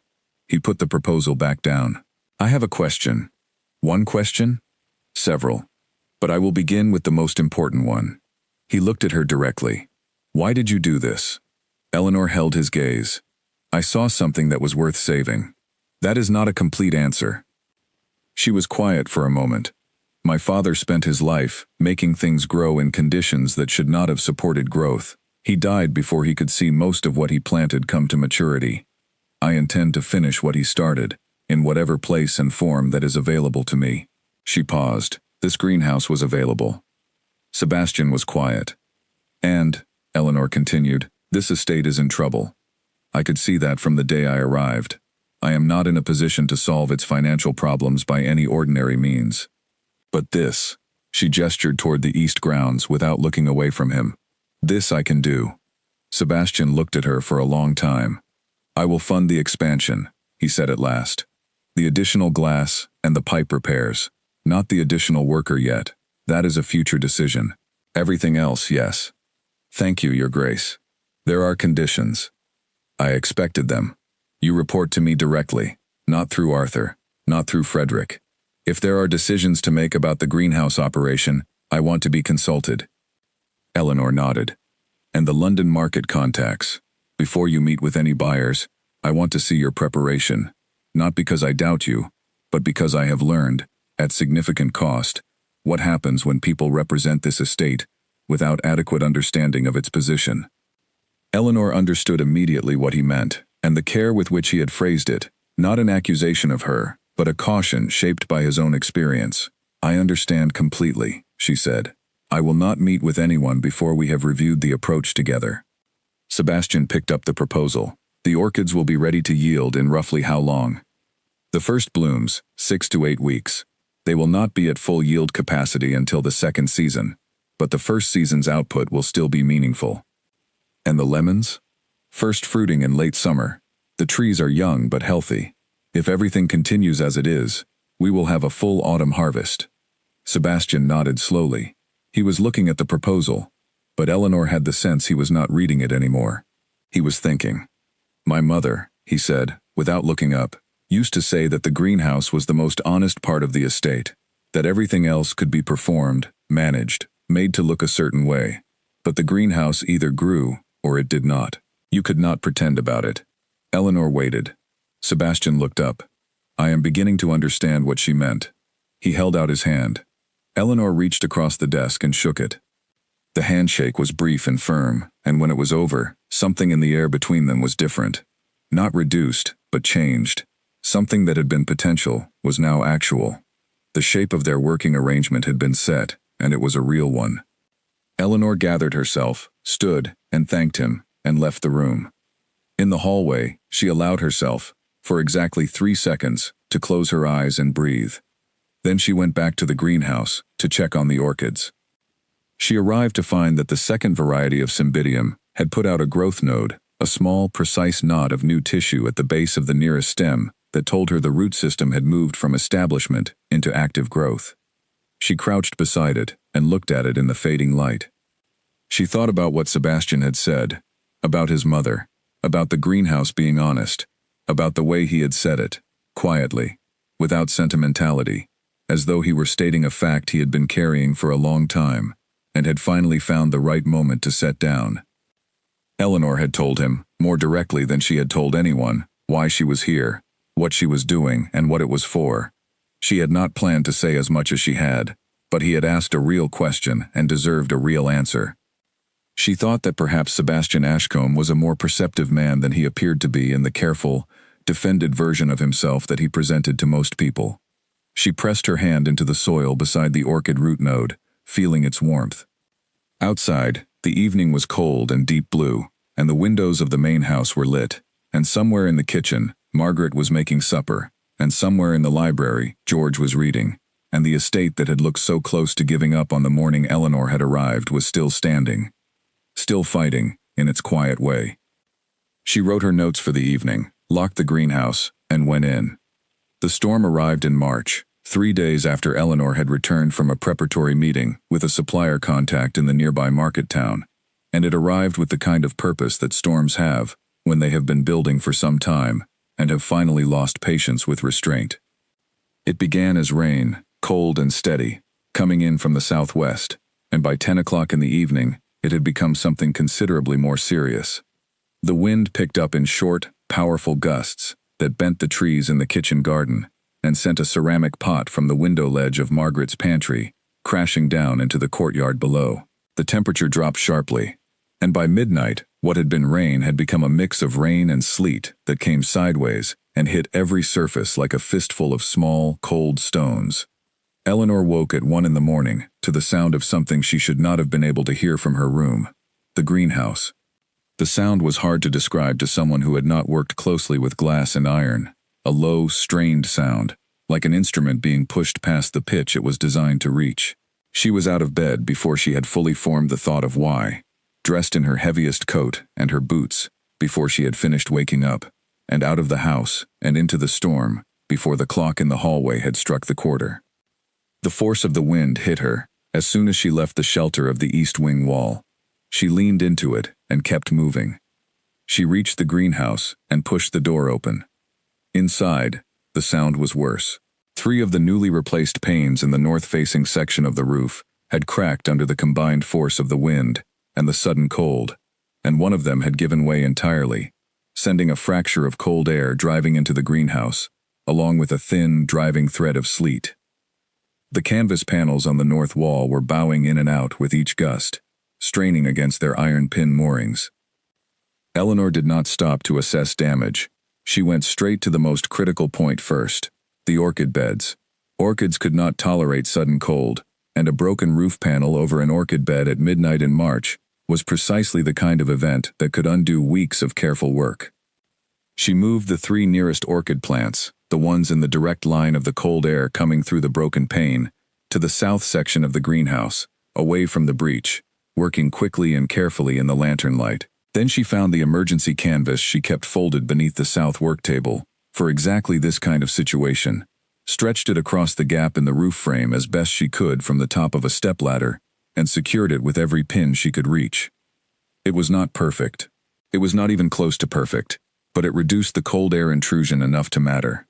She checked the boiler next. The fire was still burning, but the increased heat loss from the broken roof meant the temperature inside the greenhouse had already dropped by several degrees. She stoked the fire higher than she normally would, adding coal carefully, watching the gauge until she was satisfied the boiler could compensate. Then she stood in the middle of the greenhouse in the middle of a storm at 2 in the morning, lantern in hand, and took stock. The damage was real. 3 cracked panes, 1 fully broken. The emergency canvas was a temporary solution only. She would need to replace the glass, which meant sourcing it, and the existing supply from the north stable was exhausted. New glass would need to be purchased. She was making a list in her notebook when the greenhouse door opened again. She looked up. Sebastian stood in the doorway, wearing his coat over what were clearly his nightclothes, his hair disordered by the wind, holding a lantern of his own. He looked at her, then at the canvas patch over the broken section, then at the orchids she had moved, then back at her. "I heard something," he said. 3 panes cracked, Eleanor said. 1 went through completely. I have covered the break temporarily and moved the vulnerable plants. Sebastian came inside and closed the door. He walked toward the damaged section and looked up at the canvas patch. Then he looked at the orchids she had moved. "Are they safe?" "For now. If the canvas holds and the boiler keeps the temperature stable, yes. But I cannot leave it like this for long." Sebastian looked at the cracked panes. His expression was difficult to read in the lantern light, but it was not the shuttered expression he sometimes wore in his study. It was open and present. "What do you need?" he said. "New glass. The north stable supply is gone. I will need to purchase it. There is a glazier in the village, but I will need to speak to him first thing tomorrow to see what he has. I will arrange it." "You do not need to." "I will arrange it," Sebastian said again, without impatience. "What else?" Eleanor looked at him. In the lantern light, and the sound of the storm against the glass, something about the moment was very direct, stripped of the usual formalities, the careful distances of employer and employee. They were 2 people standing in a damaged greenhouse in the middle of the night, and the problem in front of them was simply a problem that needed solving. "Nothing else tonight," she said. "Tonight is managed. Tomorrow we assess the full damage and plan the repair." Sebastian nodded. He walked slowly along the south section, looking at the orchids she had moved, the young citrus trees, the climbing passion fruit tendrils that were, remarkably, undisturbed. He stopped in front of one of the lemon trees and looked at it for a moment. "When my mother was very ill," he said, not looking at Eleanor, "she asked to be brought to the greenhouse. She could not walk by then, and it took 3 of us to manage it, but we brought her. She sat in here for 2 hours in the afternoon, and she said it was the best afternoon she had had in months." A pause. "I used to think that was sentiment. I understand it better now." Eleanor said nothing. Some things are said not to invite a response, but simply to be said, and Eleanor understood this well enough to give it the space it needed. Sebastian turned. "I want to be clear about something, Miss Whitfield." She looked at him. "When I gave you permission to use this greenhouse, I gave it carelessly. I did not think about what it would become, and I did not give you the credit you deserved. I want to correct that." He looked directly at her. "What you have done here is extraordinary, and the proposal you submitted is sound. I will not pretend I saw this possibility when I should have." Eleanor held his gaze. "You saw it when it mattered," she said. Sebastian looked at her for a moment longer. Then he said, "Get some sleep if you can. I will have the glazier here by 8. He left. Eleanor stood in the storm-quietened greenhouse and listened to the wind outside and the steady ticking of the boiler and the absolute silence of the living plants around her. Then she sat on the nearest work table, opened her notebook, and began calculating what the storm had cost and what it would take to make it right. She had the numbers by 3 in the morning. She went back to bed for 2 hours. The glazier arrived at 8, as Sebastian had promised. His name was Peter, a practical man with a quiet manner and a van full of glass that turned out to have exactly the sizes Eleanor needed, which she took as a piece of good fortune that she was grateful for and intended to capitalize on immediately. By midday, the broken section was repaired, and 2 of the 3 cracked panes had been replaced. By evening, the 4th pane was in, the canvas patch removed, and the greenhouse was whole again. Eleanor stood outside at dusk and looked at the repaired roof. George came and stood beside her. He looked at the new glass, bright and clear against the dimming sky, and said, "It held." "It held," Eleanor agreed. Inside the greenhouse, the orchids she had moved were back in their proper places. The temperature was steady. The citrus trees had not been stressed.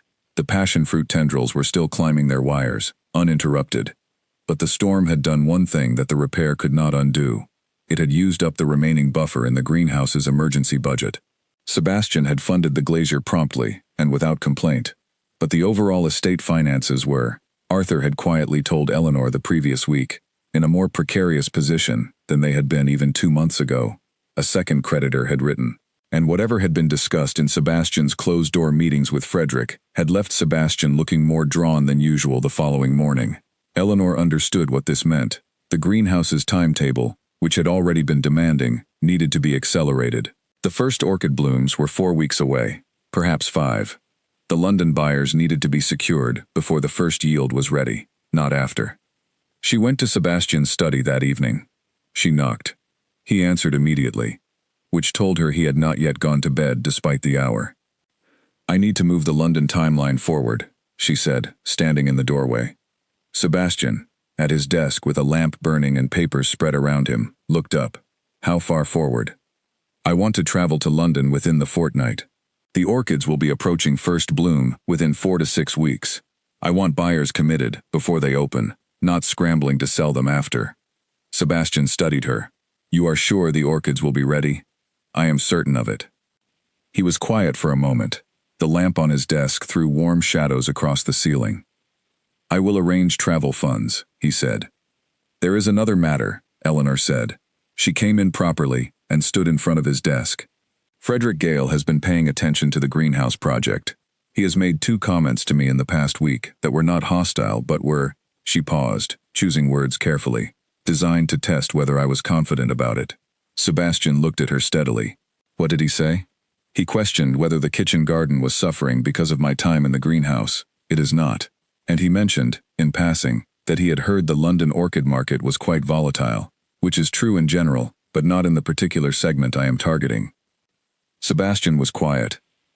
"I am not complaining about him," Eleanor said.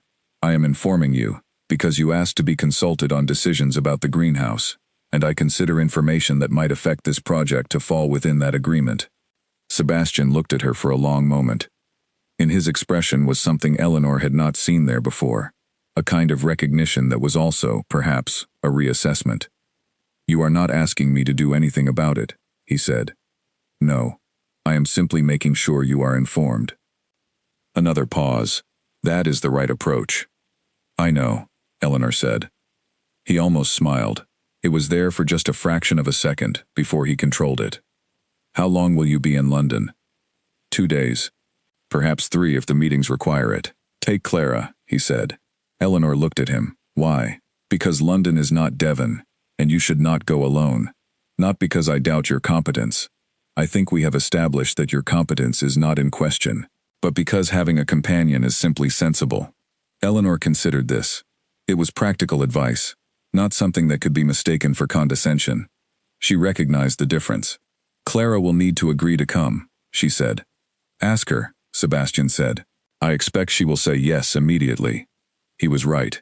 When Eleanor found Clara in the sewing room that same evening and asked, Clara looked up from her work with an expression of such complete delight that Eleanor found herself briefly and genuinely amused. "London?" Clara said. 2 or 3 days. You would be assisting me with meetings." "I will pack tonight," Clara said. "We leave in 9 days," Eleanor said. I will still pack tonight, Clara said. Eleanor left the sewing room feeling, for the first time in weeks, something that was not urgency, or calculation, or focused determination, but something lighter, something that might, if it lasted, qualify as looking forward to something. She walked back through the house toward the east wing, and as she passed the foot of the main staircase, she glanced up. Sebastian was at the top of it, looking down, with his hands on the banister, and a particular expression on his face that he clearly did not know she could see from where she stood. She did not stop, she did not slow. She walked on toward the east wing, and the greenhouse, and her notebook, and the 9 days of work that lay between her and London. But she was aware, in a way she had not been before, of the expression she had seen at the top of the stairs. Not calculating, not managed, simply there. She filed it away and did not take it out again for some time. London, at the end of March, was loud and gray, and smelled like coal and horses, and the particular sharp smell of a city that has been rained on and has not yet dried. Eleanor had been to London twice in her life, once as a child, with her father, on a trip that she remembered as enormous and bewildering, and full of things that did not fit into any categories she had at that age, and once at 17, accompanying her father to a botanical society meeting that she had not been permitted to enter, so she had waited in a tea room for 3 hours and read a book. Both times she had felt the city as a kind of pressure, too much information, too many people, too many things happening too quickly. This time was different. This time she had a purpose, and a purpose in London was, she had discovered, the single most useful thing you could have, because it made everything else, the noise, the crowds, the smell, the pace, simply the background of getting where you needed to go. She and Clara arrived by the early morning train and went directly to the boarding house Sebastian had arranged, a clean and well-kept establishment near Bloomsbury that Clara approved of immediately, and Eleanor noted approvingly for its proximity to the market district she intended to work through. You look like you are planning a military operation, Clara said, watching Eleanor spread a map of the relevant streets on the small table in their room. I am planning a business operation, Eleanor said. The difference is that I cannot compel anyone to say yes. You can charm them. Eleanor looked up. I am not particularly charming. You are extremely competent, Clara said, which she meant as a compliment, and Eleanor took it as one. The first meeting was with Henry Prescott, the owner of Prescott's Flowers on Marylebone High Street, which had been in operation for 31 years, and supplied cut flowers and floral arrangements to a client list that included several of the most prominent hotels in London and an unspecified number of households whose names Eleanor did not recognize, but whose addresses she most certainly did. Henry Prescott was a compact man in his 50s, with a florist's eye, quick, assessing, inclined to look at you the way he looked at a stem, evaluating quality and freshness and potential rather than listening to words. Eleanor had anticipated this and had brought the one thing she knew would matter more than any words she could say: 3 Cymbidium orchid stems, cut that morning before she left, packed in a damp cloth and a plain paper wrapping, and carried in her traveling bag with the careful attention she gave to everything valuable. She placed them on Henry Prescott's counter. He looked at them without touching them for about 4 seconds. Then he looked at her. Where did these come from? He said. Ashcombe Estate, Devonshire, a restored greenhouse that has been producing under my management for the past 2 months.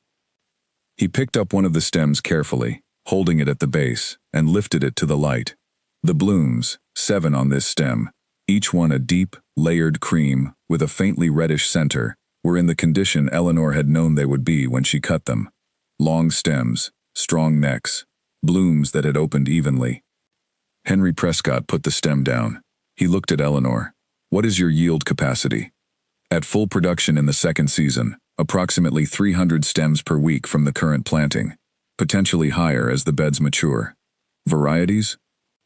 Currently, 3 Cymbidium varieties. I plan to add 2 more by late summer. I can also supply Dendrobium once the second section of the greenhouse is fully operational. That is 2 months away. Prescott looked at the stems again. These are top-tier quality.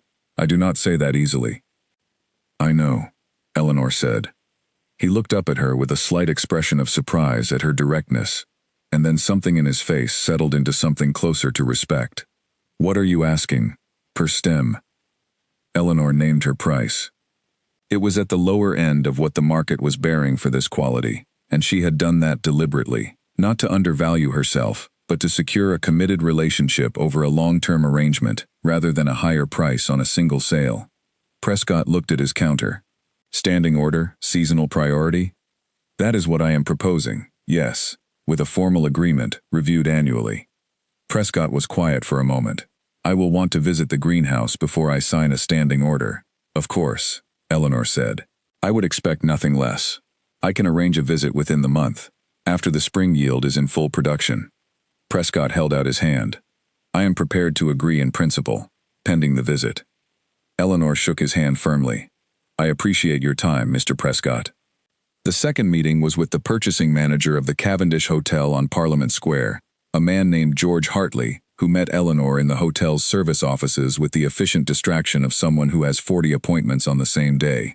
Eleanor had 9 minutes with him, she estimated, before his attention would move on. She used them precisely. She did not bring orchid stems to this meeting. She brought the lemons, 2 Meyer lemons and 1 blood orange, wrapped separately, each at the peak of their flavor development stage, which she had worked out by testing the tree's fruit development over the previous 3 weeks. She set them on George Hartley's desk and watched him pick them up with the instinctive attention of someone who works with quality produce every day. Ashcombe Estate, she said, before he could ask. Restored greenhouse under specialist horticultural management. These are the first fruits from the current season's crop. Yield will be consistent from late summer onward. Hartley had already cut the blood orange with a small penknife from his desk drawer and was examining the cut surface. He looked up at her. This is exceptional. The greenhouse soil has rested for 9 years. The root systems have access to depth and nutrient density that is very difficult to replicate in standard growing conditions. Hartley looked at the orange, then at Eleanor. What else are you growing? Currently, citrus, Meyer lemon, blood orange, kumquat. Exotic soft fruits this season, increasing next. Specialist orchids for the cut flower market. I am not in the flower market, Hartley said, but the citrus interests me significantly. He paused. The hotel sources its citrus from a supplier in the south of France. The quality is variable. Ours will not be, Eleanor said. There was a beat of silence. That is a confident claim, Hartley said.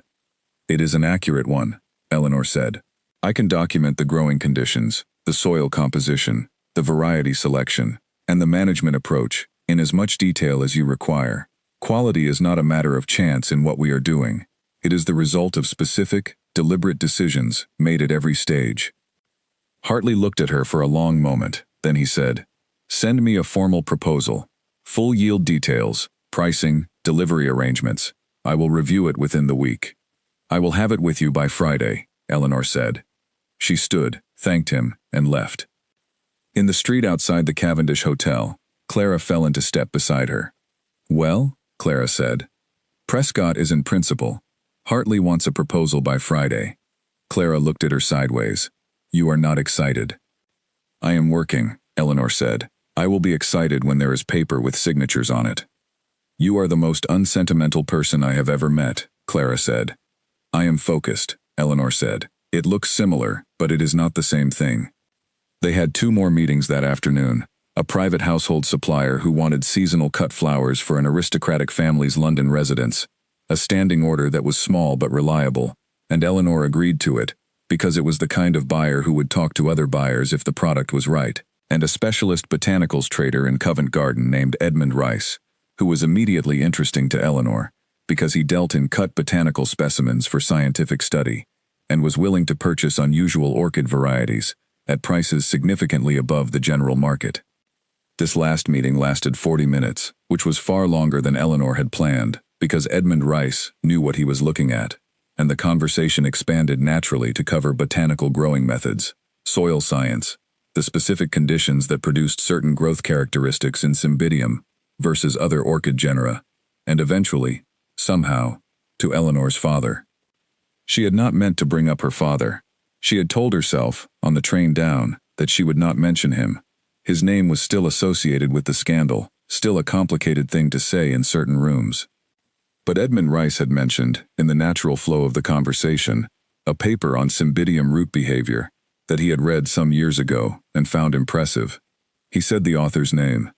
It was her father's name. Eleanor was quiet for a moment. Edmund Whitfield was my father, she said. Edmund Rice looked at her. His expression did not close. It opened, slightly, with the look of someone revising an estimate upward in a significant way. His work on orchid root systems was exceptional, he said simply. I am sorry for how things ended for him. He continued working until the end, Eleanor said. The greenhouse I have restored is run entirely on the principles he developed. I believe it, said Edmund Rice. He looked at the orchid stems Eleanor had shown him during the meeting, and then at her, with a directness that was not unkind, but was very precise. His daughter, growing orchids of this quality, in a restored greenhouse, seems entirely right. He gave her a standing order, at a premium price, without further negotiation. Eleanor and Clara took a late supper in a quiet restaurant near their boarding house that evening, and for the first time in several hours, Eleanor allowed herself to put her notebook away and simply sit.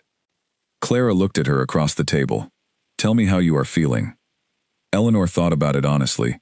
I feel like we did what we came to do, she said, and I am aware that there is still a great deal to be done when we return. Is that all? Eleanor looked at the candle on the table for a moment. My father wanted to build something lasting, she said, something that would still be growing after him. He ran out of time. She paused. I think what I did today is part of what he would have wanted. Not the greenhouse specifically, but the idea that his way of understanding plants could produce something real, something that continues. Clara said nothing for a moment. Then she said quietly, he would be proud of you. Eleanor looked at the candle a moment longer. Then she picked up her wine glass and said, we have a proposal to draft for Hartley by Friday. Clara sighed.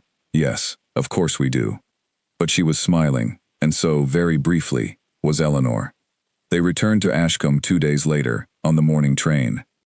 Arthur met them at the village and drove them back to the estate in the small trap, which told Eleanor that someone had been watching for their return. As they came through the gate, she noticed Frederick Gale at one of the first-floor windows, watching. She gave no indication that she had noticed, and turned her attention to what Arthur was saying, something about the orchid beds, apparently, which had produced their first visible buds in her absence. Her heart did something sharp and brief at this news. How many? She said. George counted 43 across the 3 main beds, Arthur said. 43 buds on orchid plants that had been in the ground for 9 weeks. It was more than she had projected. It was, in fact, remarkable. She was out of the trap before it had fully stopped, walking fast toward the east grounds, her bag still over her shoulder, Clara calling something after her that she did not hear. She pushed open the greenhouse door. The warmth of it hit her, familiar and right.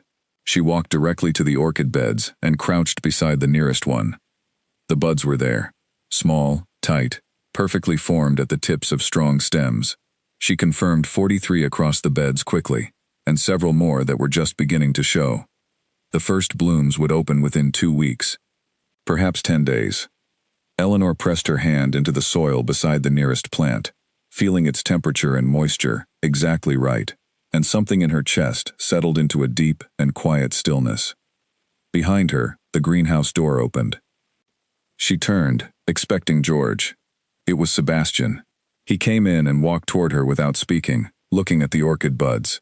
He crouched beside the bed across from her and looked at the closest bud for a long moment. Arthur told me, he said. 43, Eleanor said, and more coming. Sebastian looked at her. How was London? Successful. Prescott agreed in principle. Hartley wants a proposal. Rice gave us a standing order on the spot. Something moved in Sebastian's face that she had not seen before. He covered it quickly, but not quite quickly enough. You did all of that in 2 days, he said. 2.5. I sent you the detailed account last night. I have not yet read it. He looked at the orchid buds again. I will. A pause. You are extraordinary at this, Miss Whitfield. It was said simply, and without decoration, and it landed exactly as it was meant to. I had very good training, Eleanor said. Sebastian stood. When will the first blooms open? 10 days, 2 weeks at most. Then we have work to do, he said. We do, she agreed. She was still crouched beside the planting bed, her hand in the soil, and he was standing, and the afternoon light came through the clean glass of the repaired roof and fell across both of them in the particular way of greenhouse light, full and warm and entirely honest. The first Cymbidium orchid to open its blooms did so on a Wednesday morning, 10 days after Eleanor had returned from London, and it opened in the way that the best things do, quietly, without drama, and more beautifully than even its grower had quite prepared for. Eleanor found it at 6 in the morning when she made her early check of the beds. She stopped at the sight of it the way you stop when something you have been building toward finally becomes real, and you need a moment for your expectation to catch up with the fact. The bloom was a deep, clear gold, not the color she had anticipated, which showed her that the soil had done something subtle and excellent to the pigmentation, with a layered center that moved from gold to a warm orange red. The stem was strong and straight. The other 3 buds on the same stem were tight and ready. She went immediately to find Sebastian. She knocked on his study door at 6:15. He answered in what were clearly working clothes, but at full alertness. Sebastian Ashcombe, she had noticed, never seemed to be in a state of drowsy half-wakefulness. He was either sleeping or he was fully present. "The first bloom opened," she said. He came. They stood in the greenhouse together in the early morning and looked at the open orchid, and neither of them said anything for a while, and it was not an uncomfortable silence, but a shared one, the kind that belongs to people who have both invested in something and are both now seeing what it has become. "We need to contact Prescott," Sebastian said at last. "I wrote to him last week when the buds were coming. He is expecting us within a fortnight." Sebastian nodded. "And Rice?" "I have held back 3 stems from the first yield for him. He specified he wanted first-of-season blooms for documentation purposes." Sebastian looked at her. "You thought of that before I asked?" "Yes." He looked back at the orchid. "Good." What happened next was not the result of any single conversation or decision. It was the accumulated weight of everything that had been building: the storm, the London trip, the 43 orchid buds, the standing order from Edmund Rice, the proposal for the Cavendish Hotel. It was the weight of a month of working closely together, of shared goals and shared setbacks, and the kind of trust that only comes from having been tested in real conditions. It was also, Eleanor would later understand, the result of Frederick Gale's final and most damaging attempt. Frederick had been watching the greenhouse project for weeks, with the particular attention of someone who has decided that a thing is a threat and has not yet determined how to address it. He was not, Eleanor had concluded, a malicious man in the simple sense. He did not wish her harm for its own sake. He was a man who was accustomed to a particular position within a household structure, and the greenhouse project, which had given Eleanor an access and a visibility that Frederick regarded as his territory, was threatening that position. He chose his moment with care. 3 days after the first orchid bloom opened, a dinner was held at the estate for a small group of local landowners and business acquaintances whom Sebastian had been cultivating as potential investors in a separate estate diversification scheme. Frederick was present at this dinner. Eleanor was not. Eleanor learned what happened at the dinner from Clara, who learned it from Edward the footman, who had been serving at the table and whose memory was excellent. Frederick had raised, in the context of a conversation about the greenhouse venture, the name of Edmund Whitfield. He had framed it carefully, not as a direct accusation of Eleanor, but as a general remark about the importance of knowing the background of anyone entrusted with managing a commercial enterprise. He had said that it was interesting that the greenhouse was being managed by the daughter of a man who had been involved in a financial scandal, and that he had always found it wise to be thorough in such matters. The remark had landed. Eleanor heard about it the following morning, and she heard about it accurately enough to understand not only what had been said, but how it had been received. She went to Sebastian's study. He was already there, standing at the window, when she entered. He turned. "You heard," he said. "Yes." Sebastian looked at her steadily. "Sit down." She sat. "I want to hear it from you," he said. "Not because I require you to explain yourself, but because I believe you should be able to tell this yourself, in your own words, if you choose to." Eleanor looked at him. There it was. Not the question Frederick had implied, but something entirely different. Something that was the first time in a very long time that someone had offered her the space to tell the truth about her father, without already deciding what that truth meant. She told it. All of it. Her father's work, his reputation, the partnership with the man who used his name dishonestly, the scandal, the years after. She told it simply, and without any effort to soften or dramatize any part of it. She told him about the cottage in Exeter, the seed packets, the notebooks. She told him about the morning her father had died, how the window of his room had been open, and there were seedlings on the sill, and how she had stood there for a long time before she could make herself move. When she finished, the room was very quiet. Sebastian had not moved from the window while she spoke. He was looking at her with an expression that was fully open, not performing sympathy, not managing the moment, but simply present with what she had said. My father, Sebastian said at last, lost a considerable amount of the estate's capital in the last 3 years of his life, through investments that were, in hindsight, clearly poor decisions. He was not deceived by anyone. He simply trusted the wrong people and refused to be told otherwise. A pause. He was a proud man who could not admit error, and it cost us significantly. He looked at Eleanor. I have been paying for it since he died, not with bitterness. I understood him well enough, but with a great deal of work. Eleanor understood that he was not drawing a comparison between their situations. He was offering her something different, the knowledge that he had carried his own version of an inherited difficulty, and that he had not judged her for hers. Frederick Gale, Sebastian said, shifting tone slightly, is an effective administrator. He is not, I have realized, a reliable judge of people. He paused. I will speak to him. I am not asking you to, Eleanor said. I know. I am telling you what I will do. He moved from the window to his desk and sat down. Is there anything in your father's history that would give a London buyer genuine pause? Eleanor looked at him. It was a practical question, and she took it seriously. No.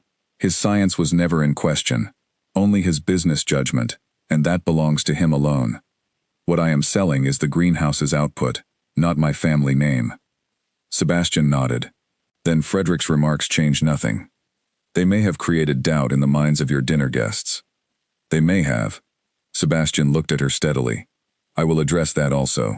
Eleanor held his gaze for a moment. Why? She said. Not with aggression, with genuine curiosity. Sebastian looked as though the question surprised him slightly.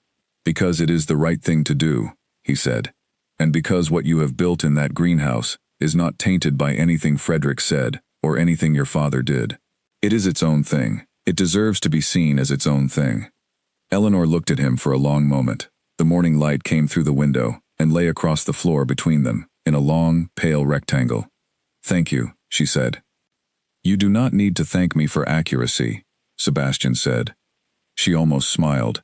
No, but I am thanking you anyway. Sebastian looked at her with that not quite a smile that she had come to recognize as the fullest expression he usually permitted himself. I will speak to the dinner guests individually.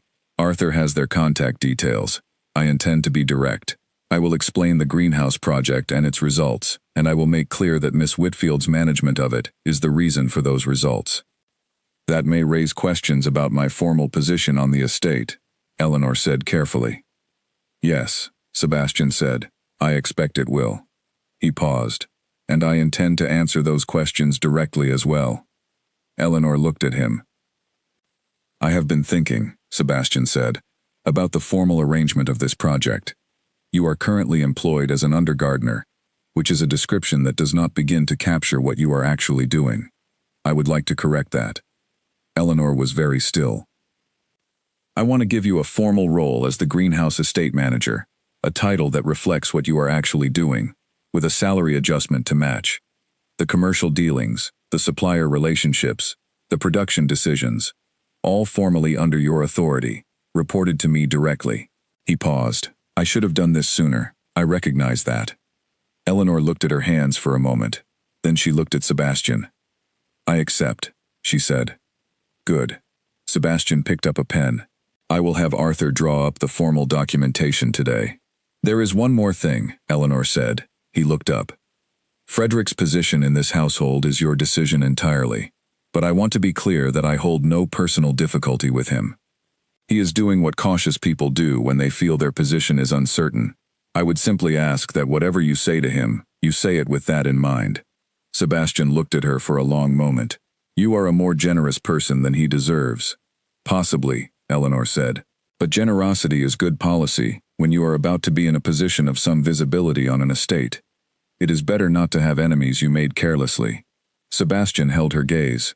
Something in the air between them was different from every previous conversation they had had. Not charged, not dramatic, simply very clear. The kind of clarity that comes when two people have been honest with each other fully, and neither has retreated from it. "I will keep that in mind," Sebastian said. Eleanor stood, thanked him, and moved toward the door. "Miss Whitfield." She turned. Sebastian was still at his desk, pen in hand, looking at her. His expression was the most open she had ever seen it, not guarded, not managed, simply present.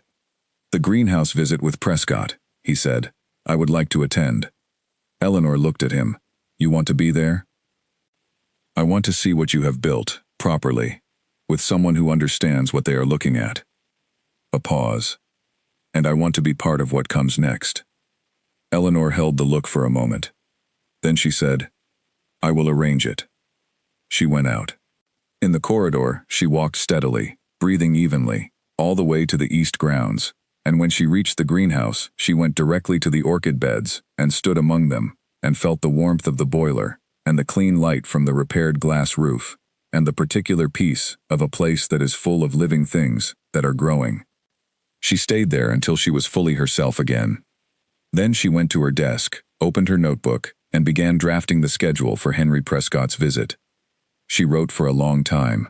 The orchids around her were still in the early morning quiet, their gold blooms holding perfectly in the warm air, and more buds were opening on adjacent stems, and the whole first section of the greenhouse smelled of something that Eleanor could only describe as the exact smell of a thing going right. She wrote carefully, covering every detail. The route from the gate, the order in which she would walk Prescott through the planting sections, the specific questions she expected him to raise, and the answers she had already prepared, the 3 additional stems she was holding for his personal assessment, the documentation she would present showing the month-by-month progress from cleared ruin to full bloom. When she finished, she set down her pen and looked at what she had written. In 2 weeks, if everything held, Ashcombe Estate would have its first formal commercial commitment from the London market. The estate that had been a month away from losing its land would have a revenue line that had not existed when Eleanor arrived. She did not let herself become sentimental about this. There was still a great deal to do, and the work of the next 2 weeks would be demanding and precise, and would require her full attention at every step. But she allowed herself, in the quiet of the greenhouse with the orchids and the lemon trees, and the gold morning light through clean glass, to feel the full specific truth of what she had done. And it felt, quietly and without drama, like enough. The morning Henry Prescott arrived at Ashcombe Estate was one of those April mornings that feels like an argument that spring is winning.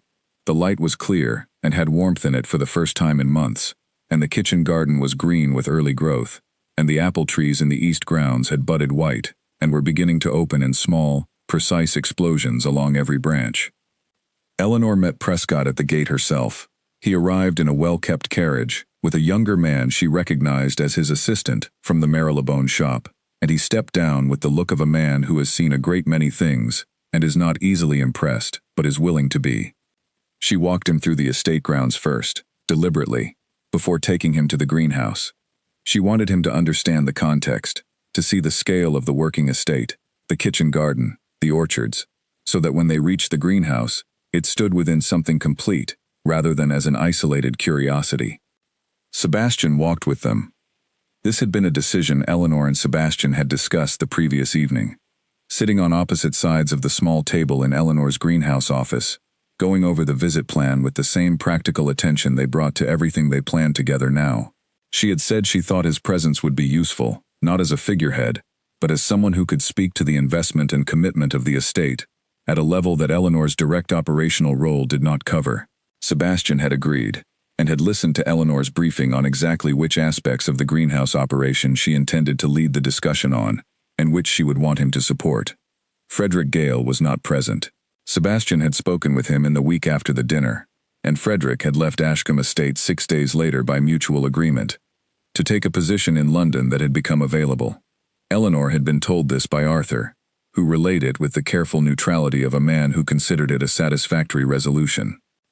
At the greenhouse door, Eleanor paused. "Mr. Prescott," she said. "The greenhouse you are about to see has been in restoration for 4 months. When I began, the roof was broken, the heating system had not run for 9 years, and the planting beds had been abandoned for the same period. What you are about to see is the result of that restoration and the first full season of production." Prescott looked at her briefly. "Lead on, Miss Whitfield." She opened the door. The greenhouse in April was not the greenhouse of February. 4 months of growth, warmth, and careful management had transformed it into something that stopped Henry Prescott in the doorway for a full 5 seconds before he stepped inside. The orchid beds in the first section had moved from their early buds to full, extraordinary bloom. The Cymbidium varieties were open across all 3 beds in a dense, layered profusion of color: cream, gold, deep bronze, and the rose-pink variety, whose color had come out deeper and more vivid than the catalog had suggested, produced by something in the soil that Eleanor had noted carefully and was still working to fully understand. The scent was subtle and clean, the particular scent of Cymbidiums that is floral without being heavy, and it moved through the warm air of the greenhouse in a way that was entirely pleasant. Along the south wall, the 12 citrus trees had grown significantly since the winter. The Meyer lemons were bearing fruit, small and gold, the first season fruit modest in number but remarkable in quality. The blood oranges were further along than Eleanor had expected. 4 of the 6 trees had fruit developing, the skin just beginning to color from green toward the deep reddish orange that would develop through the summer. The passion fruit had climbed its wires on the south wall and was now a dense, beautiful curtain of green, its leaves large and vivid, the distinctive purple flowers appearing along the stems at intervals that told Eleanor the first fruit was perhaps 3 weeks away. And in the second section, a second planting of Cymbidiums was in early growth, alongside the Dendrobium orchids Eleanor had added as planned, their stems still short, but their root establishment already looking strong. Prescott walked the length of the greenhouse without speaking. He stopped at the Cymbidium beds and spent a long time looking at the blooms. He was not a man who rushed this kind of looking, Eleanor had noticed when she first met him. He used his eyes with professional thoroughness, the way a musician listens with their full attention to something they are assessing. He looked at color, stem length, the firmness of the petals, the spacing of the blooms along each stem. He looked at the soil. "You worked this soil yourself?" he said, without turning. "Yes, and George, our head gardener, has assisted with the broader maintenance." The depth of the beds? 18 inches in the orchid sections, 20 in the citrus beds. Prescott was quiet for a moment. Then he turned. "I have sourced Cymbidiums from 12 different growers over the past 20 years. These are among the best I have seen." He said it without any inflation, just directly. "I know," Eleanor said. Sebastian, standing near the citrus trees, gave no visible reaction to this, but Eleanor could sense, from the quality of his stillness, that he was paying very close attention. Prescott walked on to the citrus section. He picked up one of the Meyer lemons carefully and turned it in his hand. He pressed it gently. "First season fruit?" "Yes. Modest in number, as expected. The trees will be at full yield in the second and third seasons." "Blood oranges?" "Just beginning to develop color. Full harvest by late summer, early autumn." Prescott set the lemon down. He looked at Sebastian for the first time since entering the greenhouse. "You invested in this restoration," he said. It was a statement. "Miss Whitfield provided the expertise and the vision," Sebastian said. "I provided resources." He paused. The expertise was the more critical contribution. Prescott looked between them, then back at Eleanor. "I want to formalize the agreement," he said. "Standing order, cut orchids, first priority on your seasonal Cymbidium yield, and when the Dendrobiums are producing, I want those too."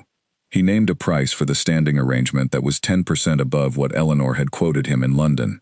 Eleanor held her expression steady, though it took genuine concentration. "That arrangement works for us," she said. She turned to Sebastian for a moment, not asking permission, but including him in the decision, as they had agreed to do, and Sebastian gave a single brief nod that contained nothing performative, just acknowledgement. Prescott stayed for 2 more hours. He had tea with Sebastian and Eleanor in the greenhouse office, and the conversation moved between practicalities and the broader question of what the greenhouse could become, the possibility of expanding into seasonal specialty flowers, the question of transport and delivery frequency, the potential for custom growing requests from Prescott's clients. Eleanor had a notebook open and wrote everything down. When Prescott finally left, his carriage disappearing down the lane, Eleanor and Sebastian stood at the gate and watched it go. "He will tell people about this place," Sebastian said. "Yes," Eleanor agreed. "That is exactly what I am counting on." Sebastian looked at her. The April light was warm on the stone wall beside them, and on the white blossom of the apple trees, and on the greenhouse glass further down the grounds, which threw back the sky in long, bright panels. "Arthur has finished the formal documentation," Sebastian said. "It is ready for your signature when you are." Eleanor nodded. "Estate greenhouse manager," Sebastian said, "with a seat at the estate's commercial planning table."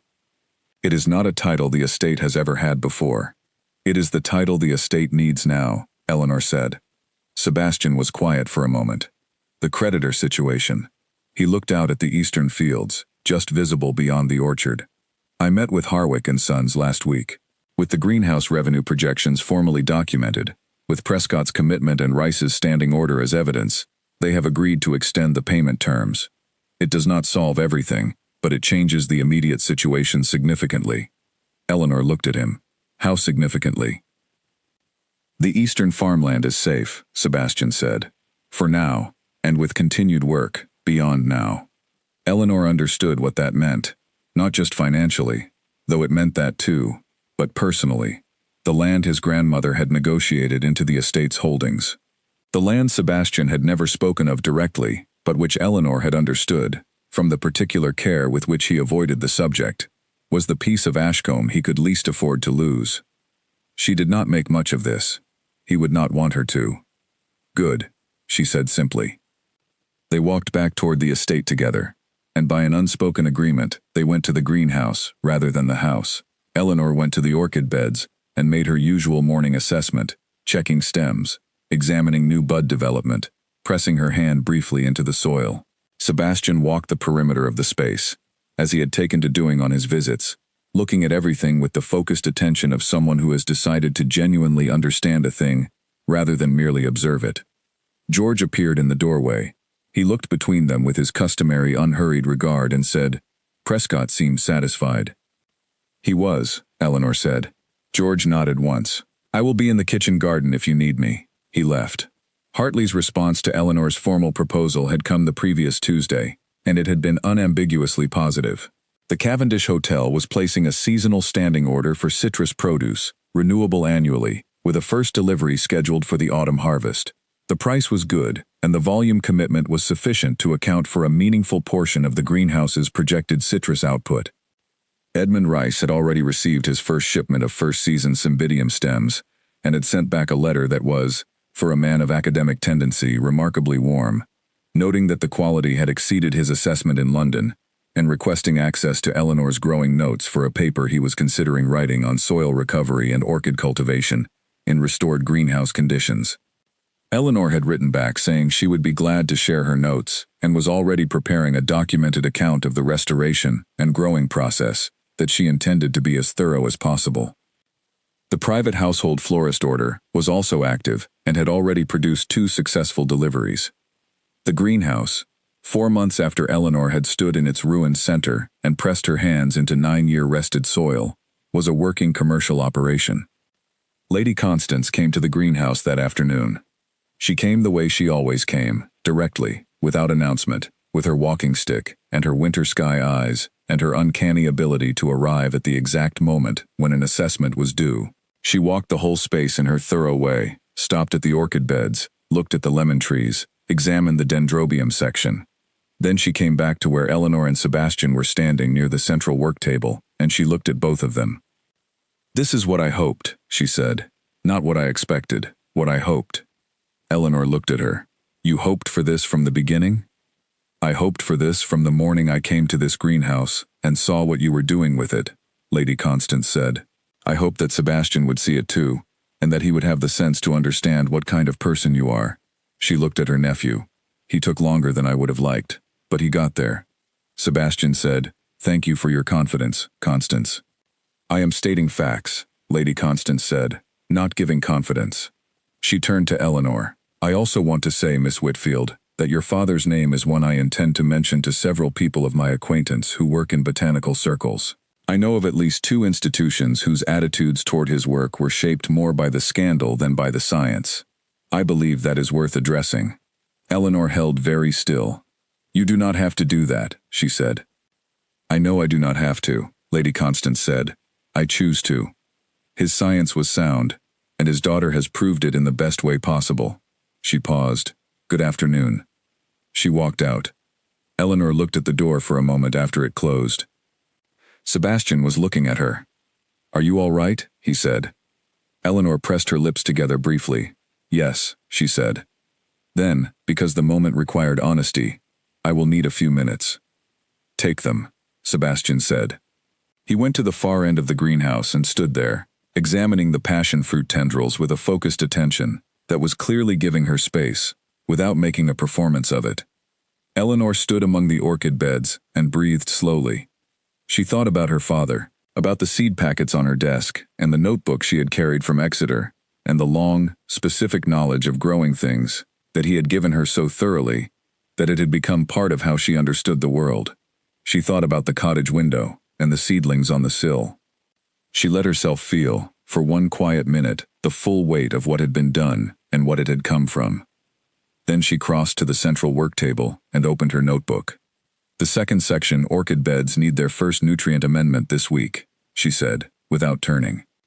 Sebastian came back from the far end of the greenhouse. What do you need? The bone meal compost from the kitchen garden store. I will mix it with a potash amendment I have been preparing. Tell George, he will bring it over. I prefer to collect it myself. I know, Sebastian said, but let George help you this once. Eleanor looked up at him. He was standing on the other side of the work table, and the afternoon light from the south panels fell across him, in the way that greenhouse light falls, full and warm and very honest. He looked like a man who had been carrying something heavy for a very long time, and had only recently set a portion of it down. Not lighter exactly, more himself. All right, Eleanor said. Sebastian looked at the open notebook in front of her. Your documentation of this restoration. Rice wants it for his paper, and Arthur has mentioned that other estates have been asking about the greenhouse project through the local landowner network. I think there is more here than one greenhouse. Eleanor looked at him. What do you mean? I mean that what you know, and what you have done here, is not common knowledge, and there are estates all over this country, with abandoned growing structures, that could be what this has become, if someone who understood them were to look at them the right way. He paused. I am not suggesting anything specific. I am observing that the knowledge you carry is valuable beyond this estate. Eleanor looked at him for a long moment. One thing at a time, she said. Of course, Sebastian said. But the look between them carried something beyond the immediate, and both of them knew it. Eleanor closed her notebook and stood. Come and look at the dendrobium roots, she said. They have done something unexpected. Sebastian came around the work table and followed her to the second section, where the young dendrobium plants stood in their beds in the last of the afternoon light, and Eleanor crouched beside the nearest one, and gently moved aside a little of the soil to show him what she had found. Look at this root formation, she said. This is significantly ahead of schedule. The soil has done something with these that is different from the standard growing pattern. Sebastian crouched beside her. He looked at the root system she was showing him, the white, vigorous roots spreading through the dark soil in a pattern that was denser and more complex than the textbook photographs Eleanor had shown him when she had first planted this section. Is that good? He said. It is extraordinary, she said. They were close together over the planting bed, both looking at the roots in the afternoon light, and Eleanor was aware of the proximity in a way she usually managed without any particular difficulty, but that now, in this moment, with everything that had been said and done and weathered between them, was simply present in the air. Sebastian turned his head slightly and looked at her, and she looked at him, and the look lasted a little longer than the previous ones had. I would like, Sebastian said, with careful simplicity, to see what this place becomes, through every season. Eleanor held his gaze. So would I, she said. Outside, the April afternoon was fading slowly toward evening, and the light through the glass was going from white to gold, and in the orchid beds behind them, The flowers stood open and still, and the Meyer lemons on the south wall were small and gold and perfect, and the passion fruit flowers on the wire were purple against the darkening glass, and the whole greenhouse was warm and alive and full of things growing. Eleanor Whitfield, who had arrived at Ashcombe Estate in the mud and cold of an early winter morning, with a leather bag and her father's seed packets and a letter of employment that had been given reluctantly, stood in the middle of it all and understood that she had done exactly what she had come here to do. She had not been given anything. She had built something real, and it was only the beginning.